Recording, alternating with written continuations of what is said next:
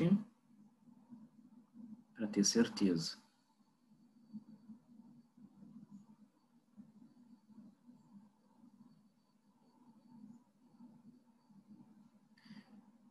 Então, vamos lá, gente, tá? Deixa eu abrir aqui a apresentação. Colocar aqui, ó, para vocês, aqui, deixa eu ampliar.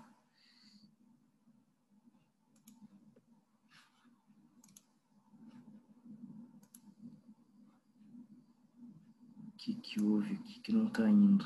Só um pouquinho, que deu uma bugadinha aqui, gente. Deixa eu ver o que houve.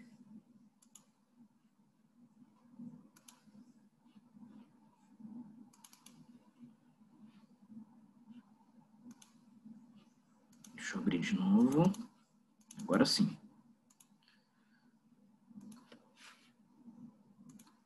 Então vamos lá. Olha só. Bom, primeira coisa, a gente começa a falar sobre pré-modernismo, né? Então estamos já no século XX. E a primeira coisa, já quero desfazer a ideia que para alguns aqui pode ficar com uma sensação de que tem até umas questões que eu já vi assim mal elaboradas, assim, gente, tá? Tem que estar muito bem contextualizado o que eu vou dizer agora, tá? Primeira coisa, assim, ó, quando a gente fala em pré-modernismo, fica aquela sensação de que estes autores, então, já vão estar incorporando, né, antecipações, os caras vão estar promovendo já renovações estéticas, pelo nome pré-modernismo, né? A rigor, o nome não quer dizer nada, né, gente? Tá? Só um tempo de produção que é anterior ao período da Semana de Arte Moderna, que inicia a partir da Semana de Arte Moderna, que nós configuramos por modernismo, né? A rigor, esse termo foi alcunhado bem depois, né, lá pelos anos 50, por um crítico literário que buscou, né, tentar compreender elementos comuns entre aquela arte, né, literária, aquela produção na literatura brasileira que ficou no início do século XX, né, em meio à poesia do final do século XIX e à Semana de Arte Moderna, né? Então decidiu, esse cara ele assinava como Tristão de Ataíde, era o seu de Amoroso Lima. Ele definiu como pré-modernismo, né? Então, a rigor, o nome ele pode induzir alguns erros, né? Tá? Claro que já vai ter algumas coisas que, tipo, uma preocupação em refletir, né, mais uma cultura popular, coisa que vai ser marca dos autores 22, né? Para alguns autores, uma linguagem mais popular, como vai ser o Lima Barreto, mas não quer dizer que vai ser uma renovação estilística, estética, né? Não chega a ser, né, gente, tá? Então, vamos tentar entender, primeira coisa, tá? O contexto histórico, sempre importante a gente compreender que é aquela transição do Segundo Reinado para a República, né? Coisa que a gente já discutiu bastante aí, né, ao longo do ano, discutindo, inclusive, Parnasenil nas últimas aulas aí, né? Que vai ter a República através de uma militarização, parece que está modernizando as suas instituições, em contrapartida está promovendo um alijamento, como sempre, das minorias, né? Então, os levantes populares dão conta disso, né? Então, depois vocês deem uma olhada aqui, ó, mas eu coloco aqui, estabeleci para vocês, né? Pelo menos um olhar no Rio Grande do Sul, vai ter federalista, contestado, já no início do século XX, né? O Brasil, de norte a sul, é atravessado por conflitos, levantes populares. Quer dizer, o Brasil, então, que por um lado, né, as elites institucionais do país formatavam uma ideia de avanços, né, institucionais, mas, contrapartida, o resultado não era esse, né? Para as elites estava se resolvendo, né? Agora, basta dar uma olhada no que está acontecendo no Brasil. Já viu no Sul, no Rio de Janeiro, que escolhe, revolta, levante popular. São Paulo, né, até pela imigração que é tão estimulada com o processo de branqueamento cultural, isso na República Velha, né, que a gente está debatendo aqui, né? E no Nordeste brasileiro, aí também vai ter um certo crescimento, tipo da borracha, vai ter no Ceará, fora o mestiço do Padre Cícero, vai ter também Juazeiro, vai ter na Bahia, né, a Guerra de Canudos, Beatitude, que está ali o próprio Padre Cícero, né? Cangaço, uma estrutura agrária semifeudal, uma seca terrível, né, que vai ter no final do século XIX. Isso, então, traz, fora o atraso, né, de mentalidade, não pelas questões das camadas populares que viviam isoladas, né, exatamente pelo Estado brasileiro nas camadas, nas elites litorâneas, que não propiciavam exatamente essa democratização e não desenvolviam, como a gente sempre diz, né, as tais políticas públicas de inclusão para este povo, portanto, tão excluído, né? Então, aqui até uma tela que eu acredito que eu já citei em outras oportunidades aí, né?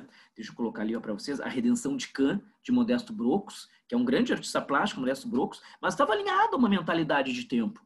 Isso é uma coisa que a gente tem que estabelecer, né? Até ontem, no final da aula, que na verdade foi uma aula sobre o contexto, né? Sobre a base para as 4 obras que a gente vai discutir na sequência, que é o Feliz Ano Velho, As Meninas, o Construção e Bagagem, né? E no final, introduzindo um pouquinho a discussão da obra dos anos 80, de 82, mais Rubens Paiva, a gente não pode mudar uma mentalidade de uma época, a gente pode fazer algumas observações quando nós estamos debatendo uma obra inserida num determinado momento. A gente não pode esperar que aquele tempo pense como nós pensamos hoje. Então, a gente tem que analisar a obra fazendo as observações devidas. Naquele tempo existia esse discurso, existia essa mentalidade. A mesma coisa é essa tela do Modesto Brocos. Já foi, inclusive, já motivou questão em prova de humanidades do Enem.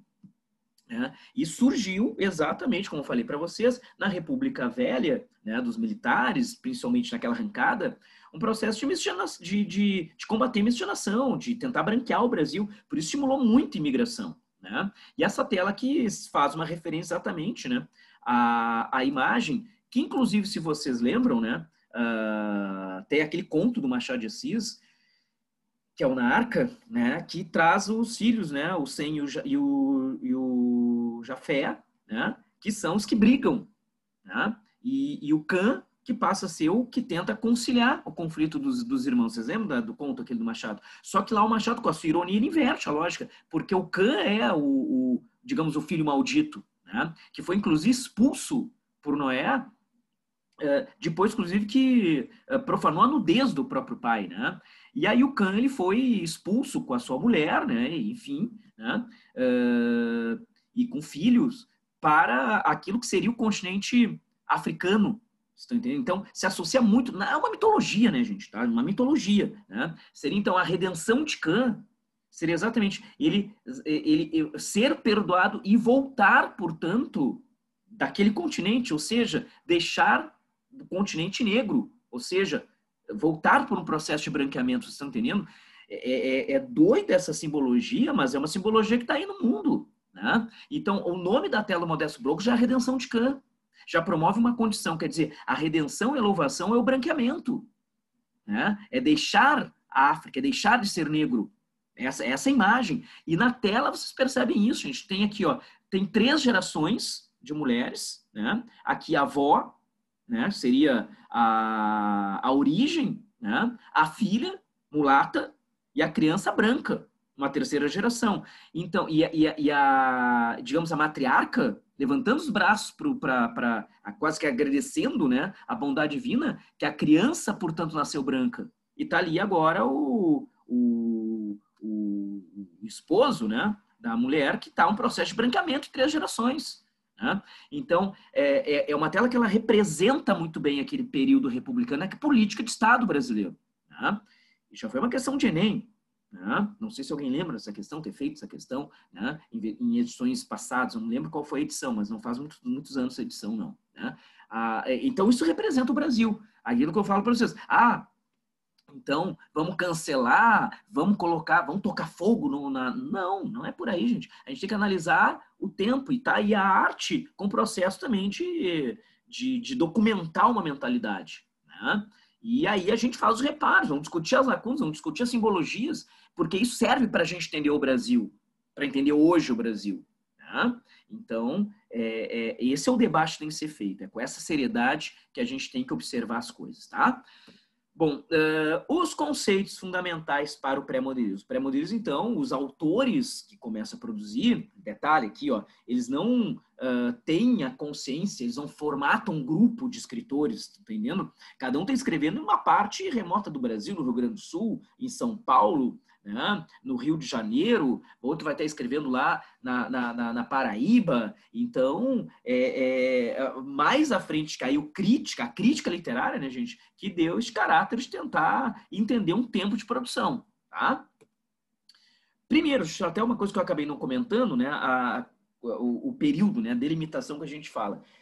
Começa em 1902 e vai até 1922. A rigor são 20 anos. 20 anos é nada, gente. Tá? Então não dá para a gente considerar digamos, um movimento literário. Não dá para pensar dessa maneira. Tá? Até uma coisa que é importante, pensa assim, ó, na Europa nós não estudamos pré-modernismo.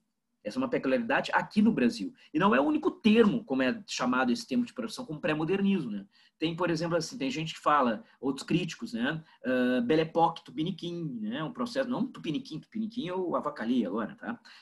Mas é Belle Époque brasileira, que é um termo que também não diz nada, Muito melhor é o pré-modernismo, por isso que ganhou esse volume todo aí, né? E se popularizou.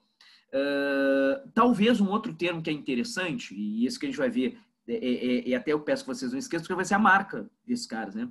É o período sincrético na literatura brasileira, de misturas, ok? A gente vai discutir isso daqui a pouquinho. Agora, eles se colocam um grupo renovador, esses pré-modernistas, né? Quais sejam eles, né? Alguns que hoje nem estuda mais, assim, que não tem essa exigência para os vestibulares, né? Como Graça Aranha, mas Euclides da Cunha é necessário, Lima Barreto, Augusto Andes, Monteiro Lobato, no Rio Grande do Sul tem João Simões Lopes Neto, Amaro Juvenal, Darcy Zambuja, Alcides Maia. Tem muitos autores pré-modernistas, Coelho Neto, que, enfim, não se estuda mais, né? Mas eles, a grande maioria, mais de 80%, tá? Eles colocam como grupo renovador. Por quê? Eles voltam a debater o Brasil. Eles procuram reinterpretar o atraso do Brasil. Tá, mas por que são renovadores? Isso já havia na literatura brasileira. Sim, já havia, mas não nos últimos 2 decênios ali, prevalecendo. Aí tu vai dizer assim, só um pouquinho, eu não concordo. O Machado de Assis morreu em 1908, não é? Mas só que, gente, as coisas, eu sempre digo, né? As coisas são simultâneas, são concomitantes, né? Mas você lembra assim, ó, a gente tem que pensar o que prevalece num tempo de produção. O que predomina num tempo de produção, né? Hoje mesmo, né, gente? A gente tem um monte de coisa acontecendo na cultura brasileira, né? Só que nós sabemos muito bem o que prevalece hoje, né, na cultura nacional se pegar, por exemplo, cancioneiro, são alguns ritmos, digamos, que a indústria cultural, ela impõe que, digamos, a gente pode questionar, né? Tá? Mas aí entra para o senso comum, né? Agora tem muita coisa boa sendo produzida, só que está, né, digamos, num processo mais periférico. Né? Então, o Machado de Assis ele seguiu produzindo, porém não era mais a tônica. E outra coisa, não esqueçam, né? O Machado de Assis só caiu a ficha que o cara fazia, digamos, literatura de abordagem social a partir dos anos 60 do século XX. Se liguem nisso, que eu já fiz o comentário à época. Né? Então, o que prevalecia? Parnasianismo. Mas tinha também simbolismo. Mas você lembra que a gente chegou a fazer essa discussão, né? Tanto parnasianos como simbolistas, eles não promovem o debate social. Motivações distintas, mas eles não promovem esse debate. Então, eles, parnasianos simbolistas, ficaram considerados um grupo passadista, pela ausência do debate social. Debate social é discutir história, é discutir contemporaneidade, é promover uma discussão sobre a realidade social do território, né? Do mundo, não importa. Né? E eles não fizeram isso. Como está ali, né? Parnasianos por um processo de elitização cultural e os simbolistas por negar tudo que é material, concreto e procurar, lembram? A sublimação, transcendentalização, o sublime, a espiritualização, então não entrava esse debate, né? Então, os pré-modernistas, eles ressituam esse debate, então eles nos colocam um movimento, né? Então eles tinham muito mais o desejo de reinterpretar aquele atraso todo que a gente estabeleceu, inclusive, se por um lado o Brasil das elites litorâneas promoviam renovações, digamos, institucionais e modernizavam suas instituições, em contrapartida, o Brasil rural mergulhado numa crise. Né? E crises essas de conflitos, né? Bélicos, beligerantes mesmo, né? Pelas partes mais remotas do Brasil. Então, a exclusão gera isso, né, gente? Daqui a pouquinho a gota d'água vai caindo, transborda o balde, né? E se transbordou o balde, aí o que vai fazer? Já transbordou, chuta o balde, né? E é o que aconteceu nessas comunidades, né? Só que foram coibidos violentamente, o Estado brasileiro, o Estado republicano, ou taxava que eram ainda redutos monarquistas, ou definia como apenas um atraso de mentalidade, ou quando muito processo de messianismo. Né? E sempre foi assim, né, gente? Né? Quando há um debate social e quando uma comunidade se organiza, né, e há uma mobilização e há uma preocupação coletiva em superar, portanto, um processo opressor, geralmente questões sociais são vistas como questões de polícia, e assim foi. Tu estuda na República Velha isso. Né? Então, estes autores intelectuais, eles começam a se preocupar com esse debate, tentar entender exatamente, né, o porquê dessas distorções tão grandes entre o Brasil litorâneo e o Brasil rural. Então, vamos pensar, agora é só o pré-modernismo. Tá? Se eles são um grupo renovador, contrários ao tal do passadismo dos parnasianos simbolistas, por não debaterem a realidade social histórica do país, o que eles fazem aqui, os pré-modernistas? Né? Como está ali, ó, eles vão buscar a reinterpretação desse atraso. Também isso não vai ser novo, né, gente? Né? Porque isso já acontecia lá, lembra? O Machado, o Aloysio Azevedo, outros naturalistas, né? O próprio Raul Pompeia, naquela obra de mistura, difícil catalogação, que nós definimos mais pela linguagem como impressionismo, se vocês ainda lembram, né? Então, eles vão ter uma estrutura real naturalista, né? Então, não tem essa inovação estética. Né? E aí tu vai dizer, mas então a inovação está na crítica? Também não, gente. Eles só retomam exatamente a crítica social, mas já existia. Agora, como eles vão concentrar todo esforço analítico, né, para debater o Brasil através dos povos interioranos, então as ambientações serão rurais. Também não é novo. Isso começou lá, lembra que a gente estudou Bernardo Guimarães, eu situei o Franklin Távora, né, o José de Alencar, Visconde de Toné, o regionalismo romântico que nasceu no romantismo, lembra? O sertanismo, só que lá tinha um olhar ingênuo, né, idealista, menos temático, mais voltado para a fixação de costumes e de linguagens. A base era apenas uma crítica moral ao patriarcalismo, lembram? As proibições amorosas, amor contrariado, imposições paternas, né, mandar filho para um seminário sem o filho ter vocação religiosa. Esse era o debate dos românticos. Né? E não havia o olhar sobre as distorções econômicas apontando essas discrepâncias. E surge com os pré-modernistas. Ok? Então, o traço renovador é o que está destacado ali, ó, em vermelho no entender. Ó, tá? No slide, tá? Então, a perspectiva crítica ao regionalismo. Não é o regionalismo enquanto tema que já existia, mas eles vão ter um olhar crítico ao regionalismo. Ok? Cuidem isso, né? E aí o traço conservador dentre os pré-modernistas é que eles não inovam estilisticamente. Eles podem, sabe, trazer algumas coisas que também já existiam lá no romantismo, tu lembra, né? Uma linguagem um apelo mais popular, né? A gente já havia discutido isso aí, olha o projeto José de Alencar. Então, não dá para conferir isso como um processo de renovação estilística. Agora eu faço um apelo, tá? Até de aquilo, eu nunca vi a URGS cometer esse deslize, tá? Agora eu já vi em outras instituições, mas lembra que a URGS também erra feio procedimentos conceituais, gente. Olha, eu trouxe quando possível, ao longo do ano, mais de uma oportunidade que a gente refletiu isso, né? Então, gente, quer ver? Ó, eu já vi aparecer alguns pontos assim, a questão, por exemplo, da linguagem mais popular, né? De uma linguagem mais coloquial, que vai ter vê isso em vários autores, né? Aqui, sobretudo os prosadores, o Lima Barreto, um pouco no diálogo, os contos do Monteiro Lobato, né? Simões Lopes Neto é um linguajar, portanto, muito dialetal, mas ele é um linguajar que não é de acordo com o padrão culto, né? Até porque traz o dialeto da fronteira misturado com o castelhanismo, os contos gauchescos, Lendas do Sul e outros textos do caso do Romualdo, né? Do pelotense Simões Lopes Neto. E também essa questão das temáticas mais popular, né? Agora, e eu já vi algumas instituições colocarem isso como inovações, como quase antecipações que vão ser trabalhadas a partir de 22. Tu cuida, se aparecer isso, tu olha o contexto, tá? Se não tiver uma muito errada, isso aí vai estar certo, tá? Que eu já vi não terem tanto cuidado formal, técnico, teórico, algumas bancas. Né? Lembra a prova da URSS de 2020. né? Tá repleta de erros lá, pelo menos umas 5 questões são erradas naquela prova, e a URGS só anulou uma. Tá? Bom, mas o que eu trago para vocês, ó, não tem inovações estilísticas.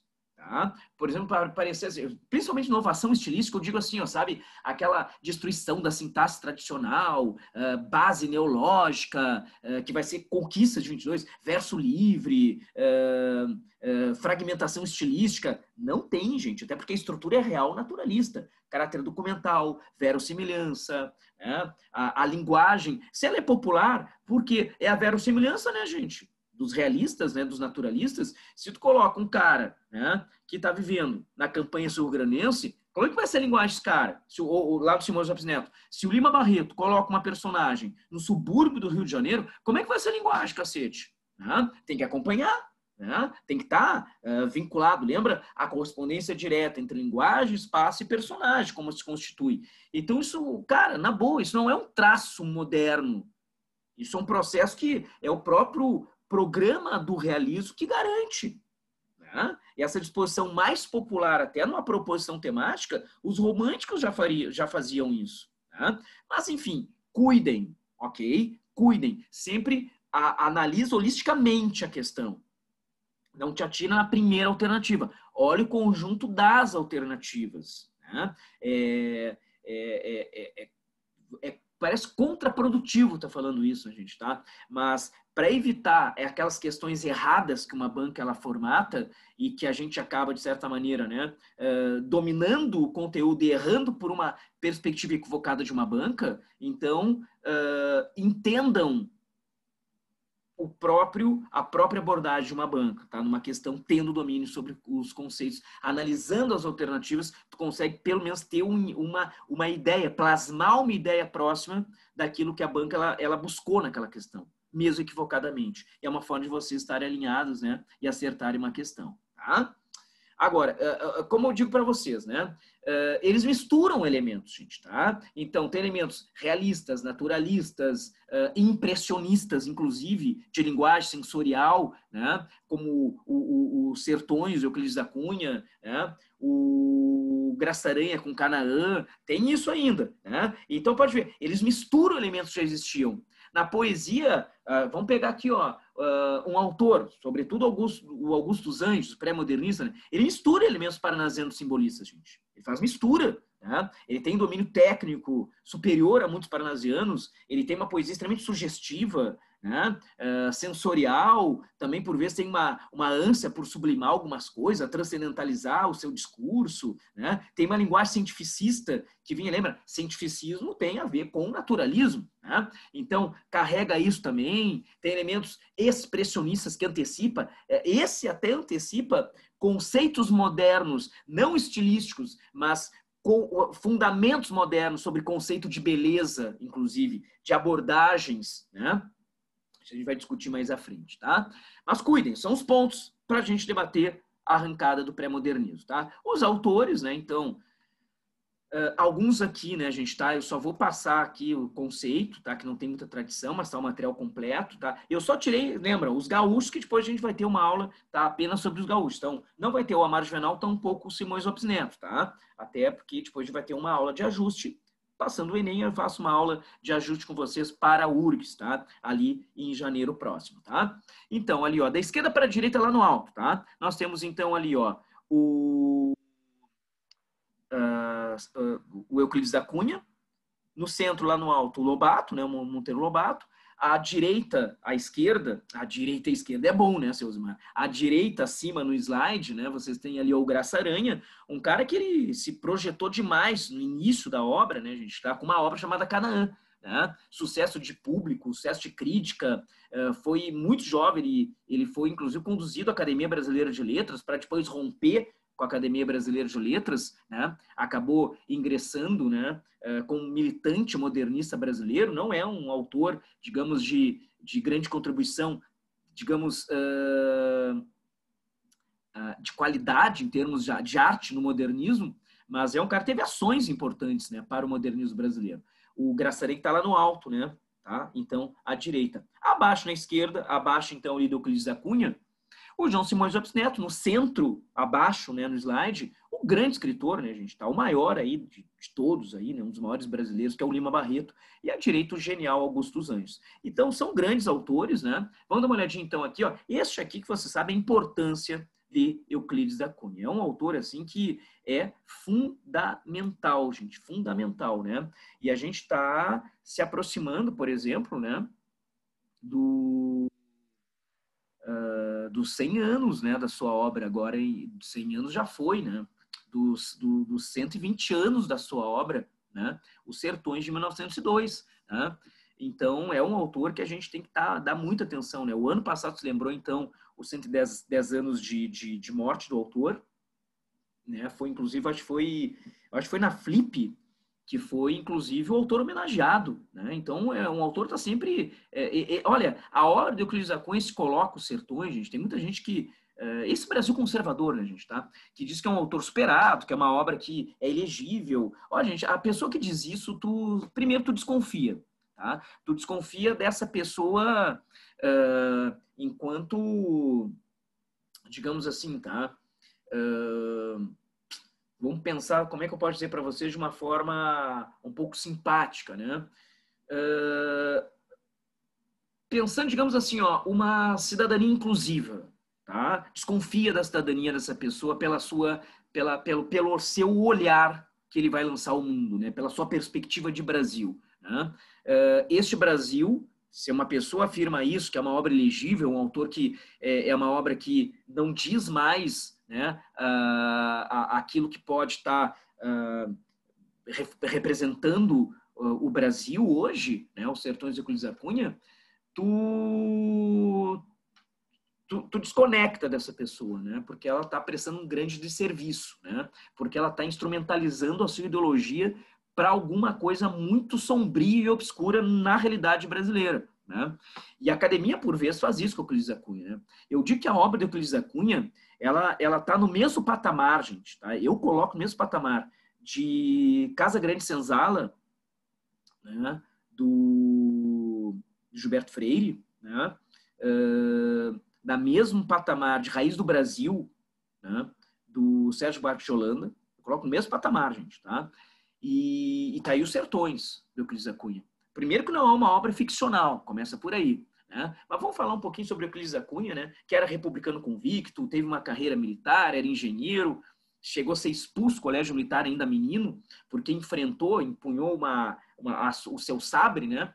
Contra a época o ministro da Guerra, ainda que era período da transição ali, ainda um pouquinho antes da República, né? Ainda no segundo reinado, né? Foi expulso depois, quando vem a República Brasileira, ele é reconduzido ao Colégio Militar no Rio de Janeiro com pompas de herói republicano, né? Então ele era republicano convicto, tinha uma forte e sólida formação militar, de acordo com o ensino técnico e cientificista da Segunda Revolução Industrial, se tornou engenheiro, né? Então, esse é o Euclides da Cunha, né? Então, para ele foi muito difícil, por exemplo, fazer uma abordagem, né, sobre a campanha que aconteceu lá no sul da Bahia, né, em Canudos, que foi uma campanha republicana, uma campanha, portanto, militar, né? Então, inicialmente, inclusive, o Euclides da Cunha, ele está muito vinculado às questões daquilo que acontece lá no sul da Bahia, em Canudos, por uma perspectiva que é uma perspectiva do Estado republicano, do Estado brasileiro, né? Que a gente vai discutir isso daqui a pouquinho, só quero falar um pouquinho antes dele, né? Que na realidade ele é carioca, então, o Euclides da Cunha, então ele viveu, sabe, todo esse processo ali, né, da cidade, eu vou dizer o seu apogeu, né, do primeiro reinado, mas digamos as tradições todas culturais voltadas para ali, concentrando, portanto, poder político, administrativo, né, cultural, e ele se forma como engenheiro civil, né? E ele toca a sua vida depois, né? Ele não segue carreira militar, né? Só que ele saiu reformado, né? Não me lembro o posto dele, né? Eu acho que talvez capitão, não era uma alta hierarquia, né? E ele teve altos cargos, sabe? Enfim, como engenheiro, né? Também como jornalista no estado de São Paulo, isso já no início do século, né? E ele foi, como pelo prestígio que ele tinha, ele foi convidado pelo jornal Estado de São Paulo para fazer o fronte da guerra em Canudos. Agora lembra, né? A Guerra Canudos teve 4 expedições, ele vai na última. Então Canudos já estava destruída lá, né, gente? Ele vai lá em 97. A organização lá, digamos, né, de Canudos se dá no início da década de 90, né? E então ele vai, de certa maneira, pegar o final daquilo que acontece lá, né? E ele vai como jornalista, né? E um detalhe, ele não ficou até o final, porque a água estava contaminada, né, gente, ali, porque os caras ficaram, né, naquele reduto que era a própria cidadela de Belo Monte, né? E ele acabou bebendo água contaminada, teve uma terrível desenterite e voltar para São Paulo, né? Então não viu o final, mas ele viu muitas coisas, gente, tá? Muitas coisas fortes, imagens fortes, né? E sobretudo que ele, como jornalista, ele foi anotando na sua caderneta, sabe, pegando entrevistas de vários, sabe, com testemunhos, né? Ex-conselheiristas que viviam lá na cidadela, né? E aí o que acontece, né? A obra, deixa eu até colocar as obras do Euclides da Cunha, tá ali, ó, deixa eu até baixar aqui para vocês olharem ali, ó, Os Sertões, que é a obra que ele não escreve a obra como correspondente de guerra, né, gente? Ele escreve como jornalista, então houve um distanciamento, né? Que ele acompanha a última expedição, né, que é a de 1897, que promove uma destruição completa, né, portanto, que acontece, é uma chacina que acontece em Belo Monte, promovida pela República Brasileira, mas há 5 anos, né, que acabam tendo a distância que ele acabou editando a obra, né, Os Sertões.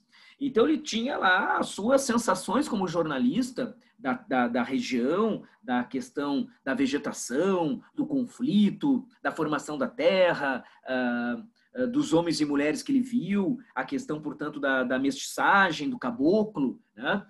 Então ele decidiu estudar tudo isso, né? Tá? Claro que ele foi, a partir das suas anotações, ele foi estudando. Se ele tinha lá uma anotação sobre vegetação, sei lá, sobre aridez, ou sobre um aspecto, digamos, da peculiaridade lá da própria vegetação, né? Sei lá, a questão do chão mais gretado, ou da caatinga, né? Os ares, sabe, recrestados, como ele tinha notado. Então, ele não é um cara, ele é engenheiro civil, tá? Jornalista, teve uma formação militar, né? Como eu falei, capitão reformado. Então, o que ele foi fazer, né? Para ele, era um cara de acordo com aquela lógica do tempo, de acordo com a questão racional, cientificista da formação, que era o próprio tempo, final do século XIX, início do século XX, lembra? Durante a Belle Époque, tinha a segunda Revolução Industrial, as correntes materialistas todas, né? Então, quais eram as correntes materialistas? Positivismo, determinismo, outras, eugenia, né? Havia eugenicistas, né? Que era aquilo que promovia o que tinha de mais atual no tempo sobre as relações de miscigenação, sobre raça pura ou não, né? Então, isso que eu digo, gente, tá? Eu não posso nunca analisar uma obra, né, desconsiderando o tempo que ela foi produzida, né? E a gente sabe, por exemplo, isso que eu acabei de falar para vocês, algumas dessas correntes materialistas foram levadas para as ciências, as ciências sociais, né, e viraram teorias colonialistas, mas só ao longo do século XX. Por exemplo, o estudo sobre eugenia, que até eu comentei quando a gente estudou a obra Memórias Pós-Brás Cubas, lembra a Eugênia, a ironia do Machado, né? Mas era uma corrente na Europa mais moderna que se tinha, né? Para condenar o processo da mestiçagem, da miscigenação, né? E principava sempre a partir da questão que há raças puras e a mistura enfraquece. Era uma perspectiva de tempo. E a gente sabe para onde isso foi. Isso levou o mundo para um caos, né? Enfim, de branqueamento, de buscar, inclusive, a raça ariana como pura, se vocês lembram lá, os experimentos terríveis, terror, né? Do Terceiro Reich, né? Mas a época era o que se tinha. Então, a gente tem que analisar de acordo com o tempo. Aí tem muita gente que aquilo que hoje é tão comum sempre se fez, gente, né? Mas se escolheram alguns autores para fazer, né? Então, e principalmente os pré-modernistas sempre sofreram muito com isso, né? As questões de falar que eles eram desatualizados, né? Que eles tinham lá, portanto, ou não tinham qualidade técnica, ou lhes faltava, portanto, né, uma condição de um olhar mais arejado, enfim, né? E Euclides da Cunha, então, para ele ser, portanto, né, consistente nas suas observações, e ele tentar entregar não uma sensação, mas uma observação e justificá-la, fundamentá-la para um público que leria a obra, então, a cada sensação tida, ele foi estudar, então, ele foi entender as sensações. Então, o que ele fez? Ele retomou as sensações tidas como no front, né, na guerra, como correspondente de guerra, né, que ele foi para a quarta jornada punitiva lá da República Brasileira, aos conselheiristas, né, de Canudos. Então, ele foi atribuindo sentido lógico. Você lembra isso que eu acabei de falar agora, gente? Então, a cada sensação tida, ele posteriormente ele estudou nesse tempo de 97 a 1902, que ele lança a obra, Os Sertões, a partir das suas anotações, das suas correspondências, né, ao Jornal Estado de São Paulo, como correspondente de guerra. Então, aí, posteriormente, ele atribuiu sentido lógico àquilo. Então, o que a gente está discutindo aqui é um traço impressionista. Então, a linguagem da obra de Euclides da Cunha é uma linguagem, ela é muito rebuscada.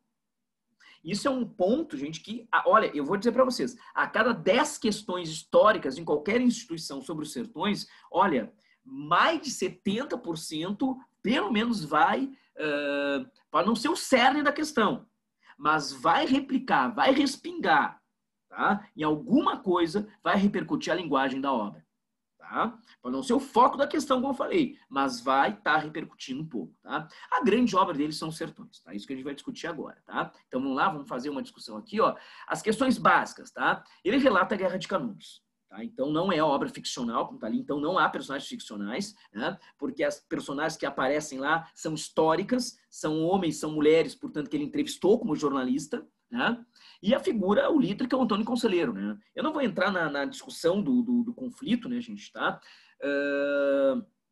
Mas sabe muito bem que o Antônio Conselheiro foi uma criatura que foi combatida, considerada não nem polêmica, né? Mais do que isso, né? Ela foi demonizada, a figura do Antônio Conselheiro na história do país, mas é inegável, foi um processo de uma construção de uma liderança para aquela comunidade, né?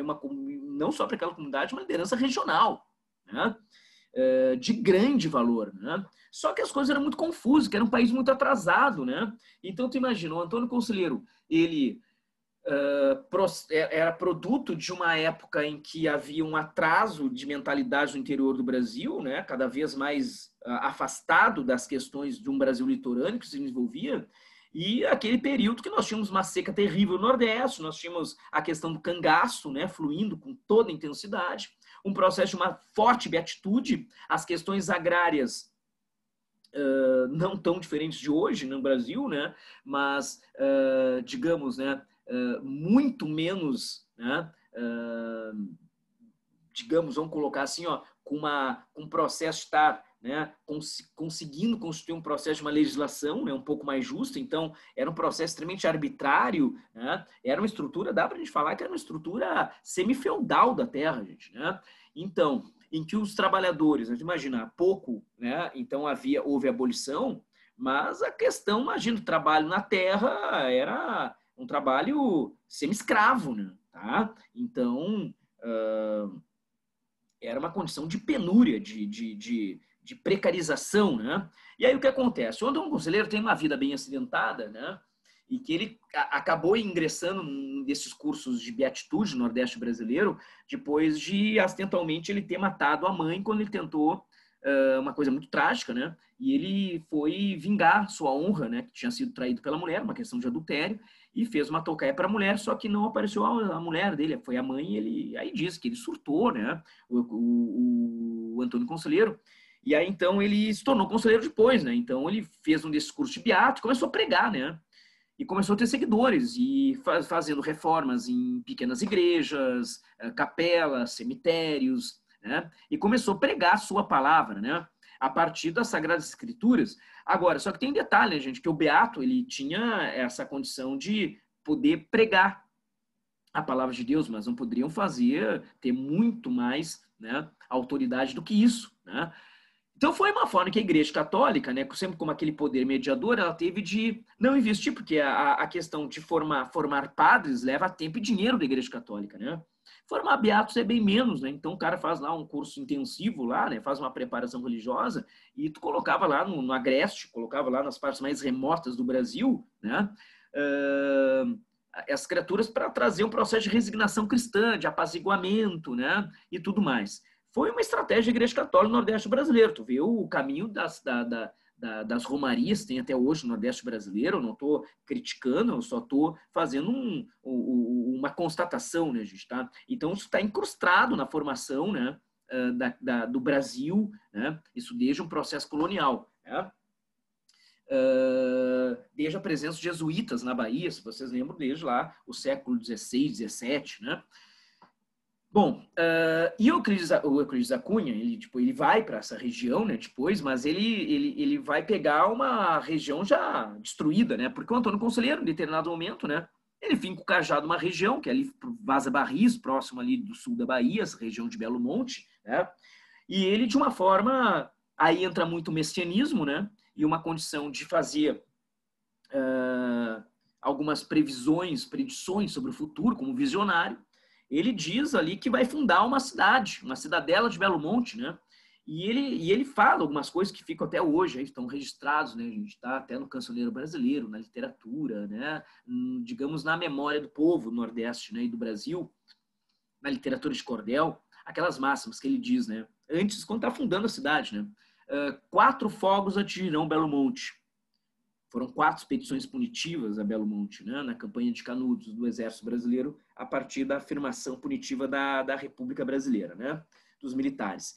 E ele diz, 4 fogos cairão sobre Belo Monte, 3 Canudos resistirá, o 4º entrego nas mãos de Deus. Foram 4, 3 Canudos resistiu, né, a gente tá, superou, inclusive foi morto, grande combatente do Exército Brasileiro, não havia perdido um único combate, né, que era, não vou lembrar a patente desse cara, mas era o Moreira César, né? Inclusive ele foi um dos caras que introduziu a prática da degola aqui na Federalista, no final do século XIX, aqui no Rio Grande do Sul, em 95, né? O Moreira César, né? Que era um lendário, né, homem do Exército Brasileiro, e foi morto, foi conduzir lá a 3ª expedição punitiva e morreu, né? Então o Canudos virou uma questão de polícia, né? Agora, o que acabou, né? De certa maneira, só fazer esse comentário, por que a própria imprensa do país, né, do Brasil litorâneo, começou a fazer uma campanha contra, né, Canudos, né, apoiando, portanto, as decisões, as deliberações da República Brasileira? Primeiro, né, que a questão da denúncia que foi feita à República Brasileira pelos coronéis, né, do Nordeste, que eram proprietários de terra, porque quando a gente fala em Belo Monte, a gente só tem que situar uma coisa, né? Fica uma sensação que era lá, sei lá, duas, poucas centenas de pessoas que moravam lá numa cidade, né, numa vila. Não, gente, olha, tinha quase 30 mil pessoas vivendo em Belo Monte. Era uma cidade organizada, Belo Monte, né? Tinha mais habitantes que Salvador, gente, que era a cidade da Bahia que existia desde lá o século XVII, estão entendendo, né? Agora, uma coisa que é muito difícil definir, quem era o povo que vivia nessa comunidade, né? Era muito heterogêneo, né? Então, tinha lá muitos beatas, né? Ex-cangaceiros, né? Mas a questão é o povo, é o sertanejo, é o caboclo, né? Mas, sobretudo, o que os integra? A condição de serem sem terra, né? E aí, a primeira coisa que eles fizeram, né? O Antônio Conselheiro e os homens mais próximos a ele, nessa base mais diretiva, né, de Canudos, eles aboliram aquilo que era o grande mal que eles sofriam, né? Que era a questão da propriedade privada. Eles eram excluídos porque eles não tinham terra. Então, a terra virou um bem comum. Cara, tu traz esse debate hoje, 2020, para o Brasil, tem muita gente que fica desconfortável, né? Porque aí entra muito essa condição do diálogo com com a propriedade rural, né, que vem desde as sesmarias, né, e acham que ontem mesmo, né, quem assistiu a live que a gente que eu contextualizei a base histórica, né, para as 4 obras que a gente vai debater na continuidade aí das leituras obrigatórias, né, um dos aspectos que o João Goulart ele foi deposto, né, e taxado como um comunista, para variar, né, pensa bem, a gente está lá no início dos anos, está em 61, estão entendendo? Com Jango. Então, olha o que está acontecendo ali, gente, né? Porque ele, quem tinha mais de 500 hectares no seu plano de metas, haveria uma expropriação das terras. O Estado brasileiro ia promover reforma agrária, né? Num país que tem extensão continental, tem que ter limite para ter terra. Ainda mais uma condição que vem, as terras do Brasil vêm desde os tratados territoriais do século XVI, gente, né? Então, tu mexe nisso, e outra coisa que o Jango fez também, né, foi criar, portanto, sanções para evitar especulação imobiliária nos centros urbanos também, né? Então, coisas que hoje em dia as pessoas são taxadas de comunista. O Jango foi. E não foi diferente em Belo Monte. Sabe, algumas notas saíram, tá aí, gente, vocês colocaram uma pesquisa aí, né, e algumas fontes sérias pelo Google lá, em termos de talvez até o Estado de São Paulo, né, tenha isso, possa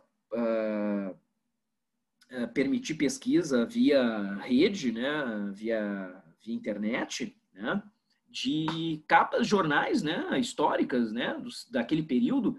E vocês vão ver, saía, por exemplo, assim, ó, que agentes olha só, existiam agentes infiltrados, olha que loucura, do comunismo europeu infiltrados em Belo Monte.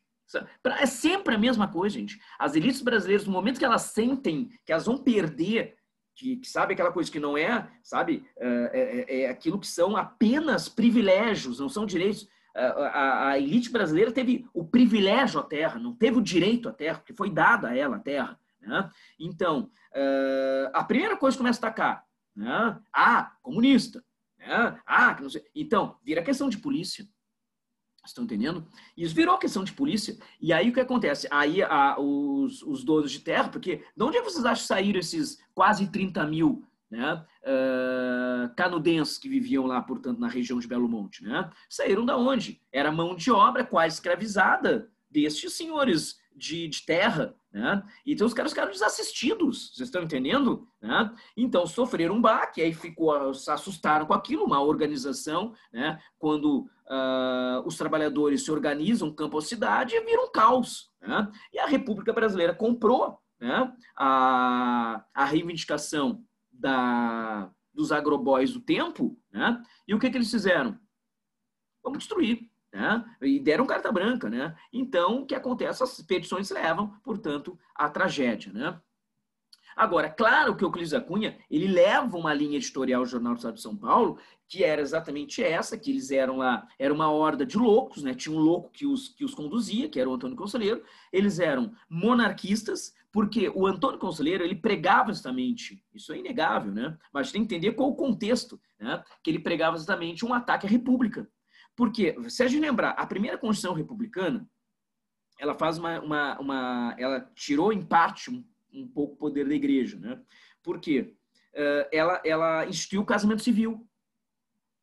Então, o casamento não era só na igreja agora, também tinha o casamento civil, né?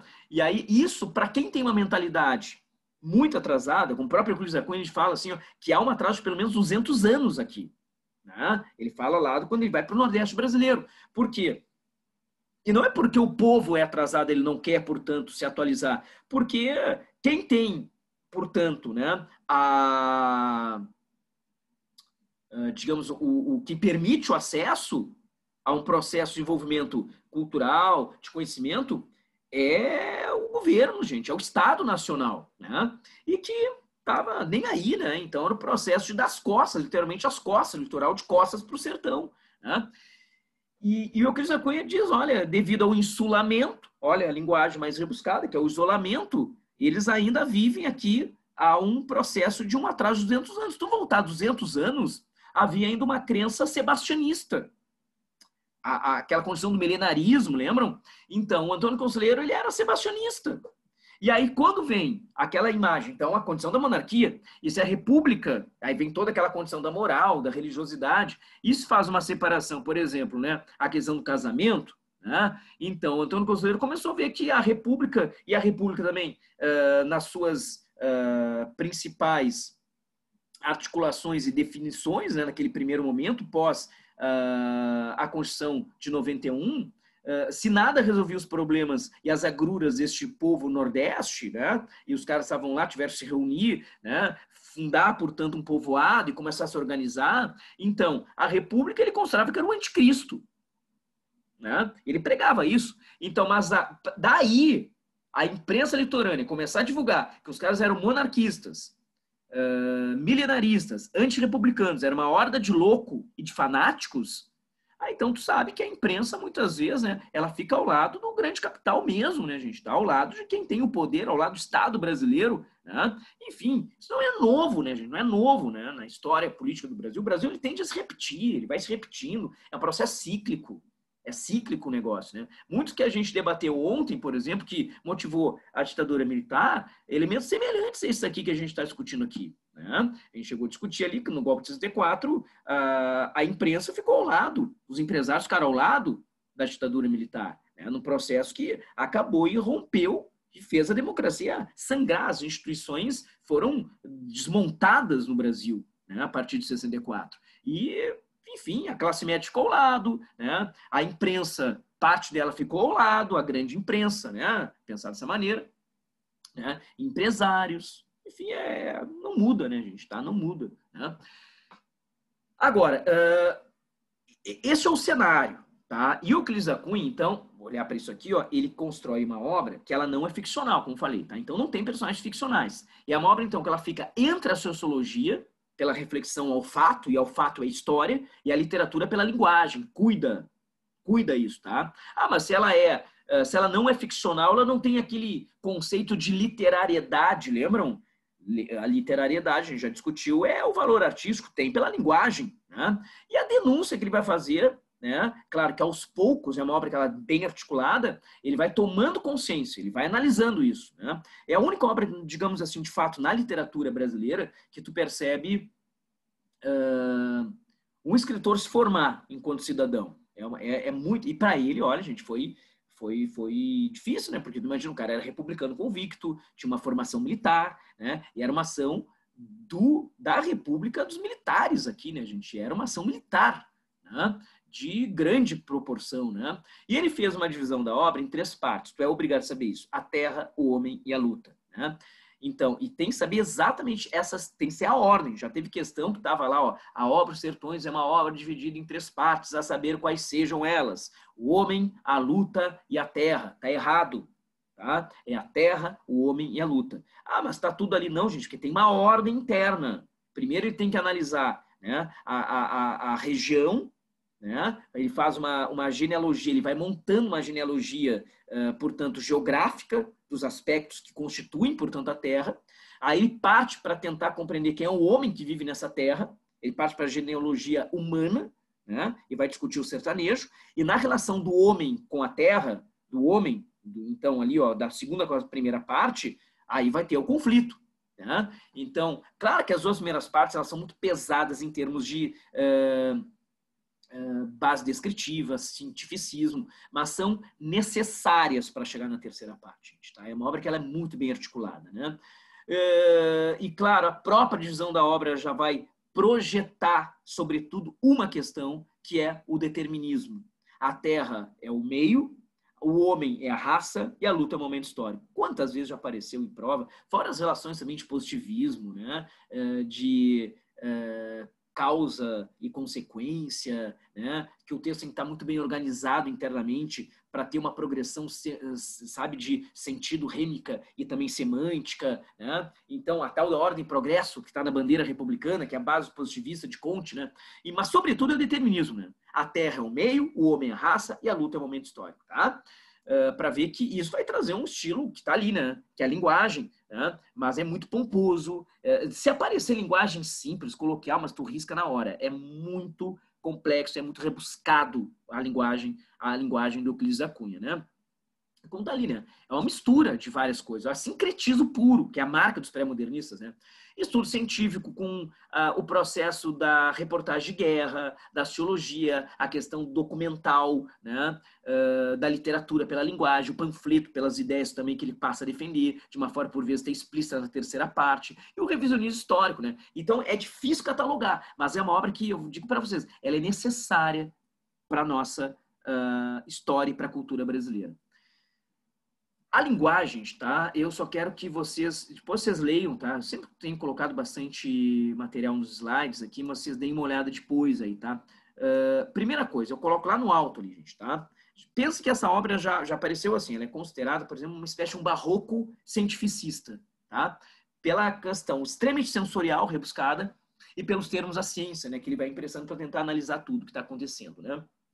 Então, como está ali, ó, é uma linguagem poderosamente retórica, ela jamais será coloquial, prosaica ou simples, ok? A URGS, por vezes, já fez algumas vezes de trocar a linguagem do Euclides da Cunha dos Sertões, que é retórica, é rebuscada, esse padrão culto, né?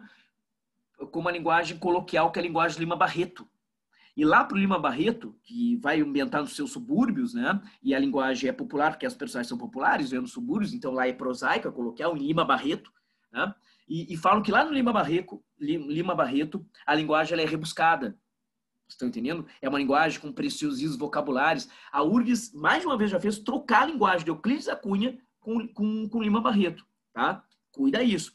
Rebuscado é Euclides. Tá? Simples, coloquial, é o Lima Barreto. Tá? Dois projetos, dois vultos da nossa cultura. Né? Agora, e é uma coisa que é um ritmo, como se fosse um pêndulo de um relógio. É binário. Vai e volta. A questão racional e emotiva. Ele parte como jornalista escritor, né? Então, ele parte das impressões, das sensações. Então, os aspectos subjetivos sensoriais. Né? Tem muitos figuras de linguagem. Então, ele vai pela emoção do jornalista, e aí o tempo, são 5 anos que ele amadureceu isso aqui e pesquisou, aí não é o jornalista escritor, é o escritor jornalista, aí o pêndulo volta no ritmo binário para um processo racional, de análise, de aspectos objetivos, com uma linguagem extremamente cientificista. Então, uma linguagem que ela é emotiva, ela é subjetiva e ela é racional e objetiva, com muitos termos da ciência. Então, primeiro ele sente para depois ele atribui sentidos lógicos, né? Perscrutando o caminho não só do jornalismo, mas o caminho da ciência, né? Então, aí os traços impressionistas, barroquizantes, nesse barroco cientificista. Cuidem nisso, gente. Olha, lembra que eu falei. Olha, no conjunto de questões sobre os sertões de Euclides da Cunha, olha, mais de 70% em algum momento repercute linguagem. Tudo bem? Depois dá uma olhadinha aí, tá? E tem aqui algumas passagens que eu coloco, depois deem uma lida, que é muito lírico, gente, tá? Ele tem uma... É sensacional.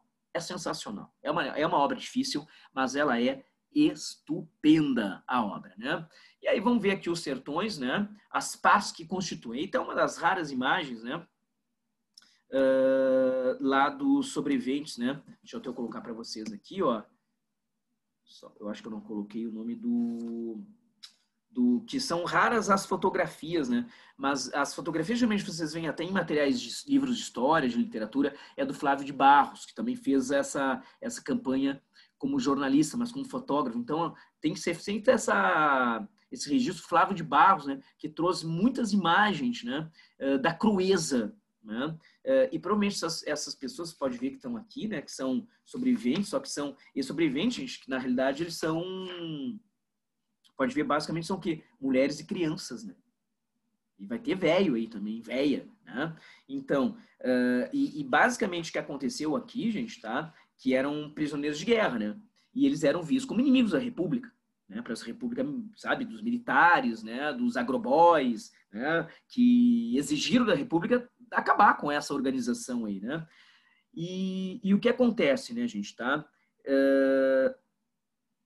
Pelo Euclides da Cunha, esses sertanejos se converteram, tá? No olhar dele, o que ele lançou o olhar ao longo da obra, né? Que foram a linguagem, rudes patrícios imolados no altar da pátria. Então, ele percebe, a linguagem é muito rebuscada, né? Então, no momento que ele coloca assim, ó, rudes patrícios, então são irmãos, rotos, toscos, porque não tiveram uma formação, não porque não quiseram, porque não foi, digamos, né, eles não foram incluídos num processo, né? Só que eles foram imolados, ou seja, sacrificados no altar da pátria. Então eles foram sacrificados por uma república. E ele chega lá no final da obra, ele chega a colocar assim, olha, fanatismo de lado a lado. E a maioria destes homens e mulheres, nas raras fotos do Flávio de Barros, né, que ficaram, eles foram obrigados a se render. Então, somente homens, mulheres e velhos, aí, homens, crianças, mulheres e velhos, né? E os poucos homens que se entregaram como prisioneiros de guerra foram severamente condenados à morte. Eles foram eliminados pela República Brasileira, gente, tá? Foram executados em Canudos, né? Então, como diz o Euclides da Cunha lá no final, ele caminha, a terceira parte vai ser mais crítica, ele vai amadurecendo, né? Ele chega a dizer assim, ó, que foi o maior crime da nacionalidade brasileira, dito pelo senhor Euclides da Cunha, esse grande e bravo brasileiro, tá? A Terra, a primeira parte, então só algumas questões eu quero trazer para vocês aqui, tá? Só colocar que eu falei, tá? Então a gênese da formação da Terra. Como a forma de vocês associarem para a questão de vestibular, lemos, são 3 partes, né? A Terra, o homem e a luta. Então vai assim, ó, tá? A questão da crítica é do menos para o mais. Então, é menos crítico, e até ser mais crítico lá na terceira parte. É uma coisa bem básica, né? E ele tem um caráter muito descritivo. Ele tenta compreender o Brasil, sendo brasileiro, a partir da luz, né, da ciência da Europa do século XIX. Então, quando ele faz isso, gente, tá? Essa base cientificista, ele fica mais distante, é uma perspectiva mais conservadora, né? E a obra, ela não ganha, digamos, essa força, né, que passa a ter quando ele passa a tentar, como brasileiro, tentar entender o Brasil através do seu olhar, né? Do homem que está lá no local da guerra, né? Não como jornalista, mas como brasileiro, né? Então é que ele tenta, e a obra ela acaba, digamos assim, ó, não sendo tão interessante, né? É interessante pela maneira que ele vai colocando, sedimentando as questões de vegetação, o ritmo binário da linguagem, né? Esse lirismo todo que ele vai tendo, mas ele pega estudos, né, cartográficos, topográficos, mesológicos, climáticos, botânicos, para discutir vegetação, formação da terra, mesologia, tudo, gente, né? Então, as sensações que ele teve como jornalista, né? Então, ele passou a estudar, né? Para argumentar e para ter o processo de progressão persuasiva na sua argumentação ao seu leitor, né? Só que é inegável, né? A perspectiva é conservadora e um caráter muito descritivo e uma linguagem muito rebuscada na primeira parte, como é na segunda. Aí tem aí também fragmentos, gente. Coloquei para vocês darem uma olhada aí, tá? Alguns trechos, tá? O homem é a parte mais polêmica da obra, até hoje, gente, tá? Porque ele fala do sujeito, né? Ele vai falar do homem na região, né? E sempre uma linguagem rebuscada, cientificista, o caráter descritivo, ele escreve muito, né? Então é muito lento, né? Tá? É a segunda parte, como é a primeira, né? Então ele começa a tentar entender a formação desse povo brasileiro num processo de evolucionismo, de eugenia, que é o que se tinha mais à época moderno, né, na ciência. Só que a maneira como ele vai trazer a análise do sertanejo, aí vocês vão ver, eu até trouxe aqui para vocês, tá, algumas polêmicas, tá? A mestiçagem, olha trechos da obra, tá? Isso aqui eu vou ler que aparece muito em prova, tá? A discussão, ó. Abramos um parênteses. Ele está falando sobre a questão da formação do quem é o homem, né? A genealogia do homem, na segunda parte, né? Do sertanejo. Então ele vai provocar as questões de mestiçagem, né? Então, no sertão. Abramos um parênteses. Então, uma observação que ele vai analisar. A mistura de raças muito diversas é, na maioria dos casos, prejudicial. A base é a eugenia. Antes conclusões do evolucionismo, Darwin, né? Ainda quando reaja sobre o produto o influxo de uma raça superior, quais seriam as raças superiores, né? Falando do Brasil, na formação do povo brasileiro, né? Pela ordem, índio, branco e negro, tá? O africano, né? Que é trazido na condição de escravidão. Mas então são essas 3 raças, as raças puras, né? E segundo a eugenia, a miscigenação as enfraquece, né? Então, olha o que ele coloca ali, ó. Despontam vivíssimos estigmas da inferior, quando começa a misturar, né? A mestiçagem extremada é um retrocesso.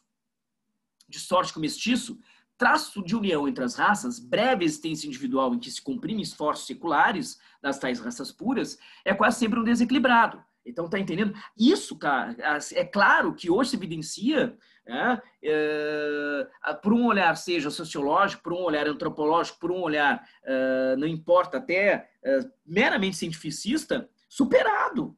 Agora, a época, hoje em 2020, né, no transcorrer do século XX, agora eu tenho que entender que havia uma mentalidade recorrente no tempo.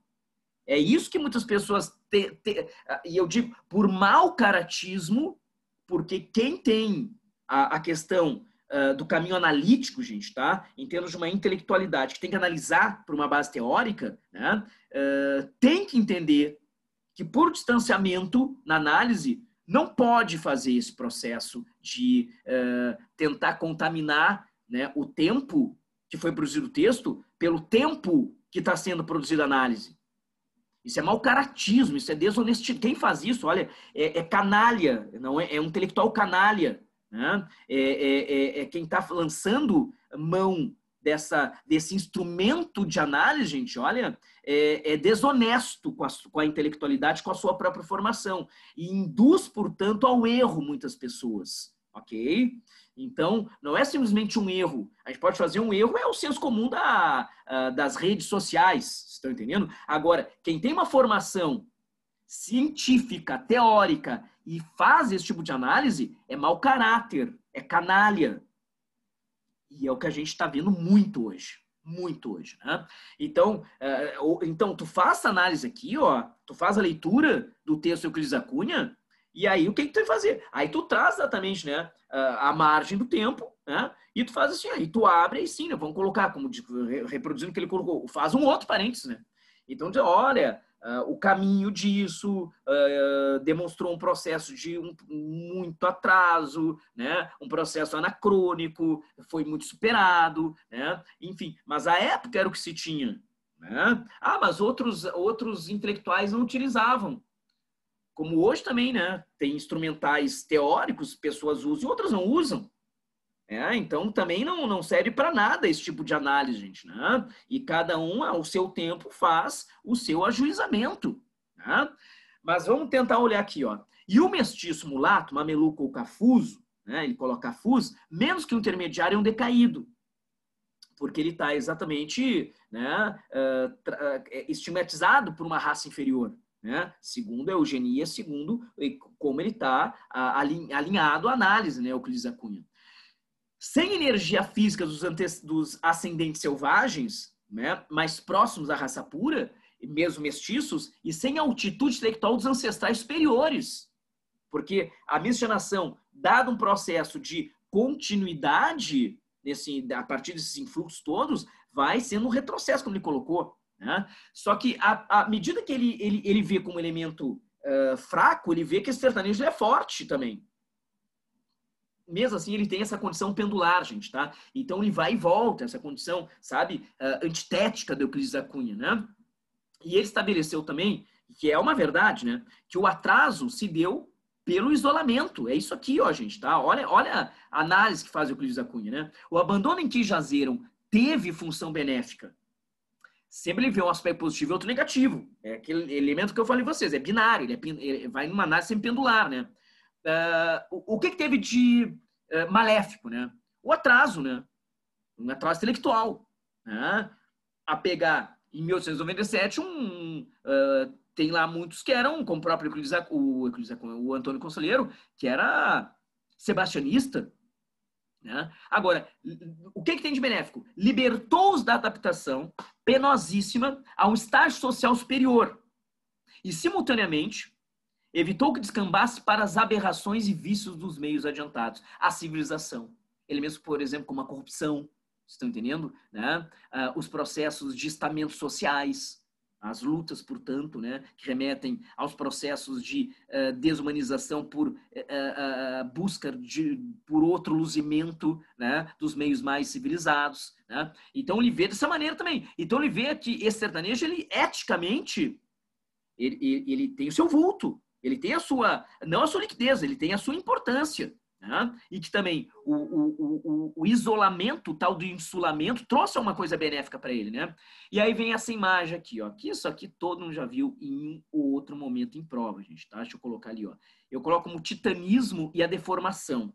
Ele é um gigante porém é deformado. Ele coloca aqui, olha o trecho, tá? Tudo na segunda parte, tá? O sertanejo é, antes de tudo, um forte. Ele já tinha visto que ele é fraco, né, nessa condição da miscigenação, né? Não tem o rectismo exaustivo dos mestiços neurastênicos do litoral. Que, então, tem mestiço no Brasil inteiro. Né? Só que no litoral, eles estão mais ainda vítimas de outros elementos da modernidade, da civilização, que aqueles foram protegidos. Né? A sua aparência, está falando sertanejo, ó. Entretanto, o primeiro lance de vista revela o contrário. Falta-lhes a plástica impecável, o desempenho, a estrutura corretíssima das organizações atléticas. É desgracioso, engonçado, torto. E ele coloca ali, ó, Hércules Quasímodo. Essa expressão, gente, isso que eu falo para vocês, como pode ser induzido ao erro, né, por uma questão sobre pré-modernismo. Hércules, todo mundo sabe o que é, né, gente, tá? Então, o semideus da força e tudo mais. Quasímodo é personagem que é o Corcunda de Notre Dame. Então, a força e a deformação, integrados no único nome, dois nomes que finiza, e tu tens o que ali? Uma palavra nova, de duas palavras, tu cria uma terceira, que é o neologismo. Então, uma banca pode tranquilamente colocar assim, ó, já é possível perceber que os pré-modernistas, a partir do seu processo de aproximação com a cultura e com a história do Brasil, promovem também algumas antecipações modernistas que surgirão a partir de 1922 com o evento máximo da cultura nacional, que é a Semana de Arte Moderna, a saber quais sejam estes avanços. Uma linguagem mais próxima do povo, como se verifica em Os Sertões, de Euclides da Cunha, que já está errado, né? Porque é uma linguagem rebuscada, e a presença de uma linguagem que destrói sintaxe tradicional, promovendo a subversão da gramática normativa com uma base neológica, como se percebe na expressão Hércules Quasímodo. Quantos vão se atirar? Quantas irão se atirar nisso como afirmação correta? Está errado, gente, tá? O Hércules Quasímodo surge, gente, tá?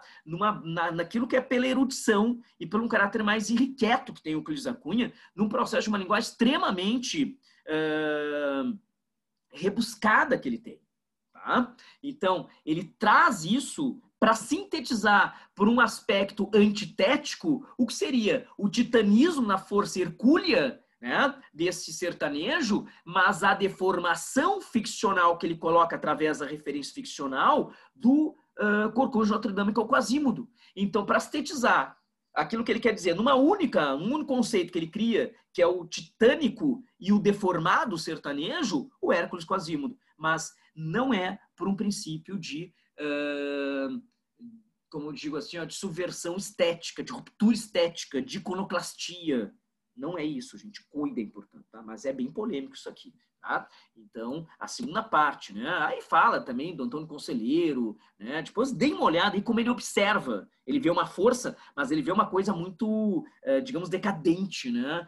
Como se fosse um processo de a decadência através desse fanatismo, dessa loucura, né? Do Antônio Conselheiro. Essa coisa vertiginosa, mas extremamente persuasivo. Então, sempre o positivo e o negativo, o binário, o pendular, Euclides da Cunha em Os Sertões, né? A luta, aí o que ele faz, né? Ele ingressa no Arraial de Canudos, ele vê exatamente a prática terrível do exército brasileiro, né? Que ingressavam no Arraial, tocavam fogo nas casas, né? Que eram bem organizadas, só que já estavam destruídas naquela altura, né? Matavam, degolavam os homens, né? Estuprava as mulheres. Isso foi a ação da República Brasileira, né? O Euclides da Cunha, ele viu algumas dessas ações, gente, então ele coloca fanatismo de lado a lado, e aí então a tomada de consciência, a formação do conflito, né? O caráter passe narrativo, predominantemente narrativo, que ele passa a narrar, e a obra se torna muito mais intensa e provocativa e assertiva, eu diria, no caminho daquilo que é a denúncia do que é o Brasil ainda hoje, porque ele se afasta das correntes materialistas europeias, né? Então é o brasileiro que deixa de se olhar com aquele, digamos, né, espelhinho desde os campos dos portugueses dados aos índios, né? Então não se vê agora pelo espelho, né, a sua imagem pelo espelho do outro, passa a se ver pela própria retina, né? Pelo próprio olhar de um brasileiro que tenta entender o seu Brasil, os seus irmãos e as suas irmãs que estão sendo assassinados, né? Há uma grande qualidade narrativa, né? Esse senso dramático ele vai colocando aqui, ele conta de uma forma dramática. Isso lembra muito, gente, tá? A maneira realística com que ele passa a retratar as ações da guerra. Isso é uma coisa que vai lembrar muito grandes escritores brasileiros na ficção, né? Que é impossível, quando ele fala registro de ações de guerra, que ele vê, que ele testemunha, porque ele ingressa no arraial, então está em loco, ele ingressa no arraial, né? O Antônio Conselheiro já tinha sido morto não, né? Ele morre também de contaminado, só que a cabeça do Antônio Conselheiro foi degolada e foi levada para a praça pública para ser mostrada no Rio de Janeiro, gente. Vocês estão entendendo? Isso foi o Estado brasileiro, gente, né? Agiu dessa maneira naquele tempo, né? E essa maneira quando ele coloca as situações limites, né? Entre o desespero de existir, o êxtase, né? E a agonia num conflito de guerra, isso lembra, por exemplo, um escritor brasileiro que chega a sentir o cheiro da fumaça, o cheiro do sangue da guerra, o cheiro, portanto, né? Da pólvora queimada. Quando tu lê, por exemplo, o Tempo e o Vento, do Érico Veríssimo, que eu considero, né, em termos de romance histórico, o maior de toda a ficção brasileira, de toda a literatura brasileira, gente. E acho muito improvável que venha a ser batido por tudo que representa, né? E não é porque a obra é gaúcha, gente, é por extensão de páginas, né? É um dos projetos mais extensos da literatura ocidental. E quem já leu, sobretudo, a primeira parte, o continente, e a terceira parte, o arquipélago, tem isso aqui, gente, essa vigorosa plasticidade visual, que aqui não é ficcional, tá? E ele é persuasivo, gente. Ele traz elementos individuais, ele traz registros, né? Tem alguns trechos, depois vocês deem uma olhada aí, só uma pequena passagem. A terceira parte dos Sertões, o brasileiro deveria ler, a brasileira deveria ler, né? E essa passagem que é a segunda, no trecho que eu fui elencando por trechos de todo o conjunto de slides, né, dos Sertões, né? Então, ali é o trecho 9, né? Os novos combatentes se imaginaram a guerra extinta antes de chegarem a Canudos, né? E aí ele vai levando, deixa eu ver se é por aqui, ó. Aí fala que o exército está ali, né? Já tomou a parte ali da cidade, uma parte, né? E ele traz um elemento individual ali, olha só. Os vencidos varonilmente ladeados de escoltas eram fragilíssimos. Aquela foto que eu falei vocês, né? Que é rara são as fotos, né? Que a gente discutiu antes ali, né? Do Flávio de Barros, né? E aqui ele coloca: os vencidos varonilmente ladeados de escoltas eram fragilíssimos, meia dúzia de mulheres, tendo ao colo crianças engelhadas como fetos, seguidas dos filhos maiores, de 6 a 10 anos. E olha só essa passagem. Um dos pequenos, franzino e cambaleante, trazia a cabeça ocultando-a inteiramente porque descia até os ombros um velho cap reiuno, né? De soldados, né? Apanhado no caminho. O cap largo e grande demais oscilava grotescamente cada passo sobre o busto esmurrado que ele encobria por um terço. Plasticidade visual é isso, gente. Não consegue assim, ó, sabe? É impossível tu não recriar essa imagem, não ter o registro visual dessa imagem pelo caráter que ele está narrando, pela maneira como ele descreve. E alguns espectadores tiveram a coragem singular de rir, porque o menino, né, na sua triste figura, carregava um cap muito maior que sua cabeça, né? E não mostrava a sua face. A criança, com os risos, né, alçou o rosto, então levantou o rosto, né? Vou tirar aqui para eu ler, procurando vê-los. O riso extinguiu-se. A boca era uma chaga aberta de lado a lado por um tiro. Isso não é ficção, gente. Isso não é ficção, tá? Então é uma obra que é dura, é uma obra que ela revela o que é o Brasil. Tem outros tantos trechos aí, depois dei uma olhada, né? E aí depois coloquei imagens aqui, dei uma olhada, tá? Foi feito lá um memorial, né? Na própria onde até aquela máxima que o Antônio Conselheiro chegou a falar, né? Que onde ele fundou, uma parte que ele fundou, que era Belo Monte, foi tomada por águas, né? Fizeram lá, inclusive, isso lá foi com Vargas, inicialmente, depois os militares, né? Eles não preservaram a memória, né? Então ficou embaixo d'água, ficou, enfim, né? Que era Belo Monte, né? E tem uma máxima do Antônio Conselheiro, né, daquelas predições dele, né, como visionário, que ele diz: o sertão vai virar mar, o mar vai virar sertão. Tu vê isso num cancioneiro popular direto, né, gente, tá? Aqui é o Arraial de Canudos, né, antes da destruição, pode ver que é uma cidade muito bem organizada, né, uma cidadela muito bem organizada, tinha a igreja velha, depois eles montaram, ambas foram destruídas, né? As cidadezinha, as suas casinhas, né?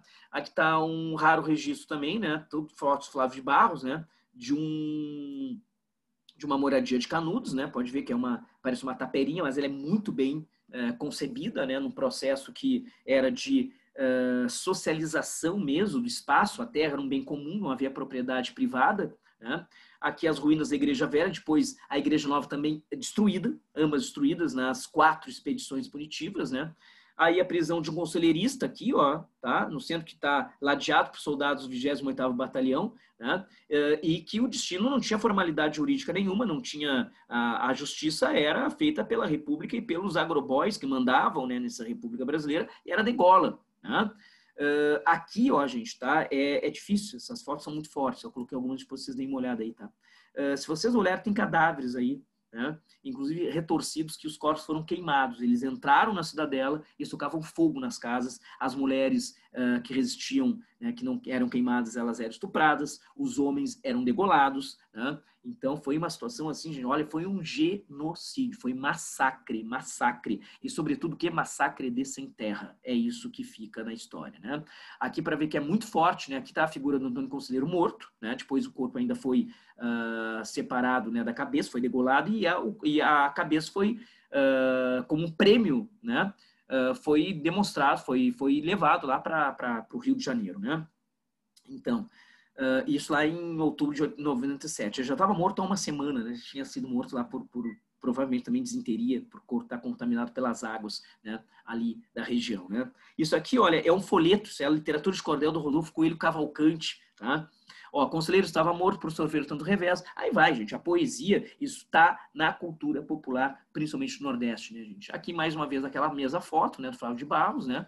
Provavelmente foram mortos, né, estes que foram prisioneiros políticos, né? Aí, Canudos hoje tem algumas imagens, tem uma olhada, né?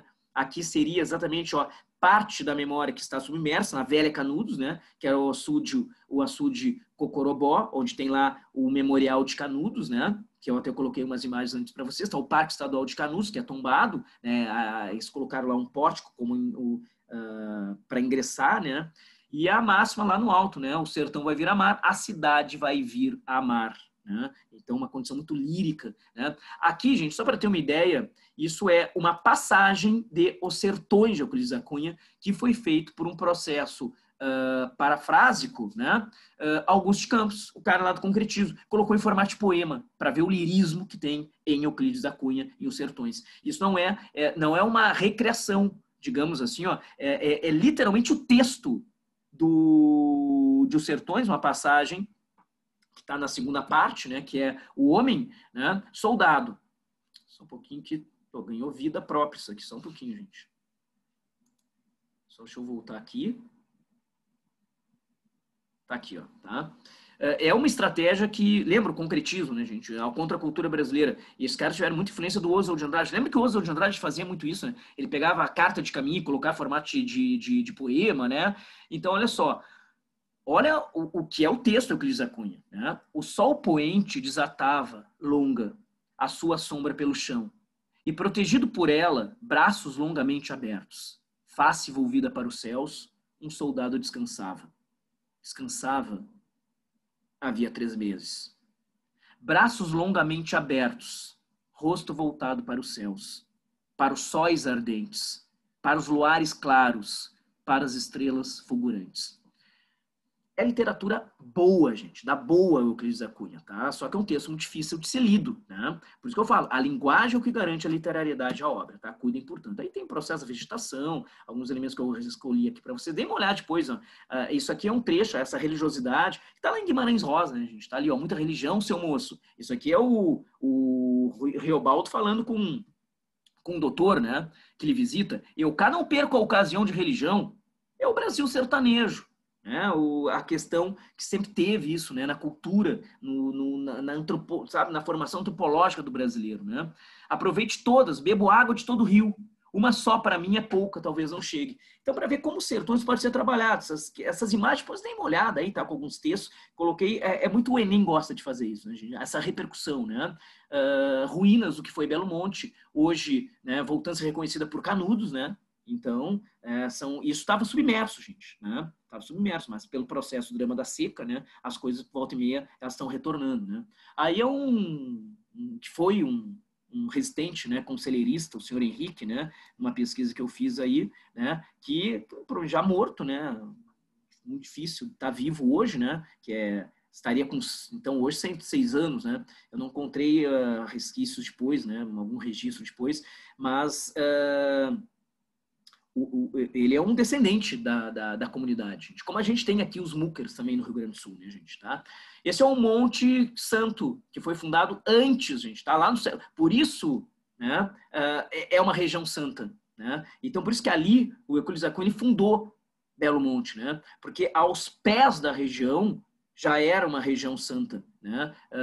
Considerado lá pelo Frei Apolo de Tódio, né? Então, tipo, você tem tem umas curiosidades aí, é uma coisa muito Brasil, gente, isso é que é o Brasil, tá? O Brasil exterior, aí onde está as ruínas, olha, o que disse o Antônio Conselheiro, o sertão vai virar mar, o mar vai virar sertão, e de fato, né, onde havia terra virou água, e onde havia água virou terra, então a lógica é essa, tá? Depois dei uma olhadinha nas imagens, tá? Alguns textos ali, coloquei para ilustrar.